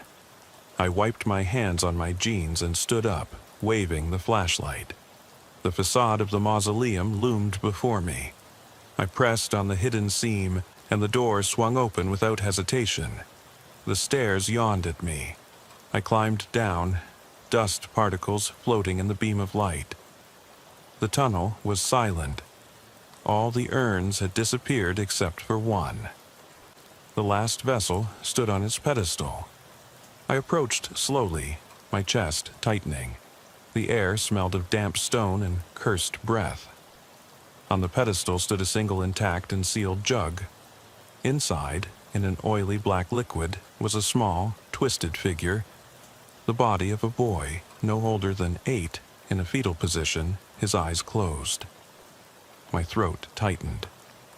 It was Marcus, the 6th child, the last one who still had to be freed. I swallowed my revulsion and lifted the lid. A rush of stale air hissed out. I lifted the vessel and poured the liquid over the pedestal, watching it seep into the carved stone figures that were still chained in relief. The moment the last drop seeped away, the tunnel shook. A shrill cry, half plea, half triumph, echoed from the darkness and multiplied into dozens of voices chanting, "Free us! Free us!" The carved chains glowed ice blue, and then shattered in a flash of light. The glass on the pedestal shattered, and the boy's form floated away as a pale mist. He took on a solid shape, a small figure with mud-encrusted clothes and hair stuck to his scalp. His hollow eyes blinked. He looked at me with an expressionless face and then smiled weakly. Behind him, the other 6 children materialized: Annie, Robert, Emily, Jacob, Lily, and the girl who had led me. They stood in a semicircle, their faces unreadable. The air vibrated with grief and relief. I felt tears running down my cheeks. They were free. I stepped forward, my heart pounding in my throat. "Go," I whispered. "You're safe now." They all turned at once and floated toward the tunnel entrance. As they passed, the fog curved inward and carried them like ghosts on a current of air up the steps. I heard soft laughter, childlike, joyful, then silence. The slab began to close. I rushed forward and slipped through, just as it closed behind me with a final, echoing click. I sank, trembling, onto the gravel. The cemetery lay silent under the mist of the lanterns. I stood up slowly, my knees stiff. I walked to my patrol car without looking back, my nerves on edge. As I drove away, I dared to glance in the rearview mirror. The open grave was empty. The facade of the mausoleum was made of nondescript stone. The fog shifted, and for a fleeting moment I thought I saw small figures at the gate waving before disappearing into the night. At home, I emptied the last fragments from the jar into a box and locked it in my closet.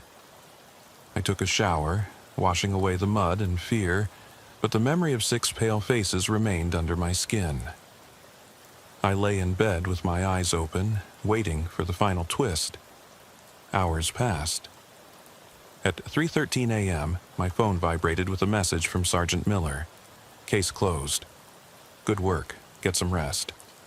I stared at the text, my thumb hovering over read. I typed, "You're free." But something followed me. Then I deleted it. Finally, I fell asleep, restless and fitfully. In my dreams, I walked along the paths of the cemetery under a blood-red moon. The laughter of children echoed and then dissolved into whispers. "We'll protect you. We'll protect you." I woke with a start, my heart pounding. The closet door was closed. I lay still until dawn. When I got up, I discovered 6 small handprints on the fogged-up window of my bedroom door, muddy, childlike, arranged in a circle. There were no footprints leading away from them. My breath caught in my throat. They had followed me home. I grabbed my flashlight and pressed my palm against the glass. The prints were cold and fleeting. They faded under my touch, leaving only damp rings. A soft voice, little more than a whisper, floated through the silent house. "Thank you." I exhaled, relief and fear mingling in my chest. The children were safe, and they were with me now, guardians in the fog and shadows. But I knew that the last part was yet to come, the reckoning for what I had disturbed and unleashed. The first rays of dawn found me curled up on the floor next to my bed, the weight of 6 silent protectors pressing down on the air around me. I blinked at the small muddy circles on the window, children's handprints dissolving into nothingness, and remembered the whisper, soft and determined. "Thank you." My body ached with exhaustion, but my mind was racing. One section remained, the reckoning. I got up, put on the clothes I had worn every time I returned to Hollow Pine, and gathered my equipment: flashlight, gloves, service pistol, and the tattered notebook in which I had recorded every detail. I left the closet door ajar, as if inviting it in. I needed witnesses. I needed courage.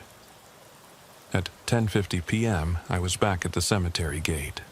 The caretaker was not there. The guardhouse was dark. The iron bars were open, an invitation or a trap. I stepped inside, The fog enveloped my ankles like living silk. My breath steamed in the beam of my flashlight. The gravel path crunched under my feet. 6 liberated names echoed in my head: Annie, Robert, Emily, Jacob, Lily, Marcus, and one was still missing. Samuel, the last child, the only one still bound. I hurried to the old part of the cemetery. The open grave lay untouched, its edges softened by moonlight and fog.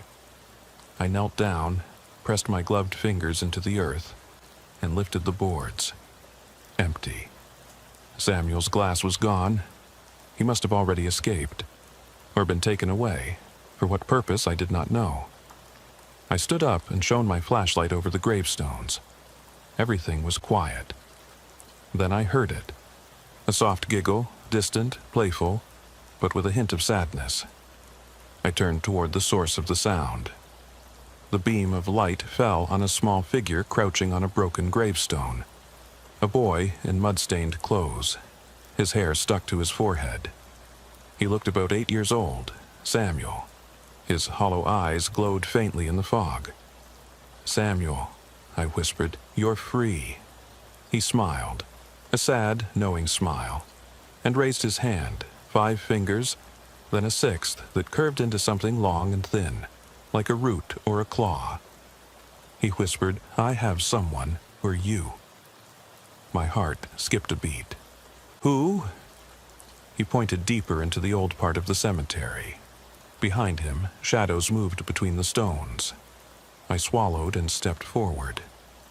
The fog grew thicker until the beam of light could barely penetrate it. The crunch of gravel was muffled. The air smelled of damp earth and something even more foul, of decay and ancient grief. I followed Samuel's finger to a crooked obelisk. Engraved on the front was a name I didn't recognize. Eleanor Blackwood, 1892 to 1892, beloved daughter. Beneath it, freshly scrawled in the mud, were the words, "He's waiting." Suddenly, the ground shook. The obelisk cracked along a vertical seam. I stumbled back as a hidden panel swung inward, revealing a narrow shaft leading down into the darkness. Not the crypt tunnel, something else. My pulse raced. Samuel slid off the gravestone and floated toward the opening, where he beckoned me. I hesitated only for a moment. Duty and fear fought within me. Then I followed him. The beam of my flashlight flickered as I climbed down the wooden rungs embedded in the shaft. The air grew colder, heavier. At the bottom, I stepped onto damp boards. The shaft opened into a rough chamber, small with a low ceiling, like a children's playhouse eaten away by time. Toys lay scattered around. A tattered teddy bear, a wooden train car, a porcelain doll with one eye missing. Samuel stood in the middle with his back to me. He was holding something in his hands, a small box carved from bone. The lid opened by itself, revealing the darkness inside. I shone my flashlight inside, nothing but shadows. Then I saw movement at the edge of the beam of light. Figures crouched in the corners. Thin, elongated figures huddled together like insects. Their faces were hidden, but I could feel their gaze. A voice, soft, rough, ancient, echoed from the corners. "Thank you for bringing him." I swallowed. "Who are you?" They stepped forward as one. 6 figures, gaunt and pale, taller than any child. Their limbs were bent at strange angles.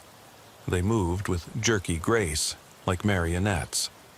Each of them had a child's glass embedded in their chest, a broken vessel that had fused with the flesh, and in which a cloudy liquid still swirled.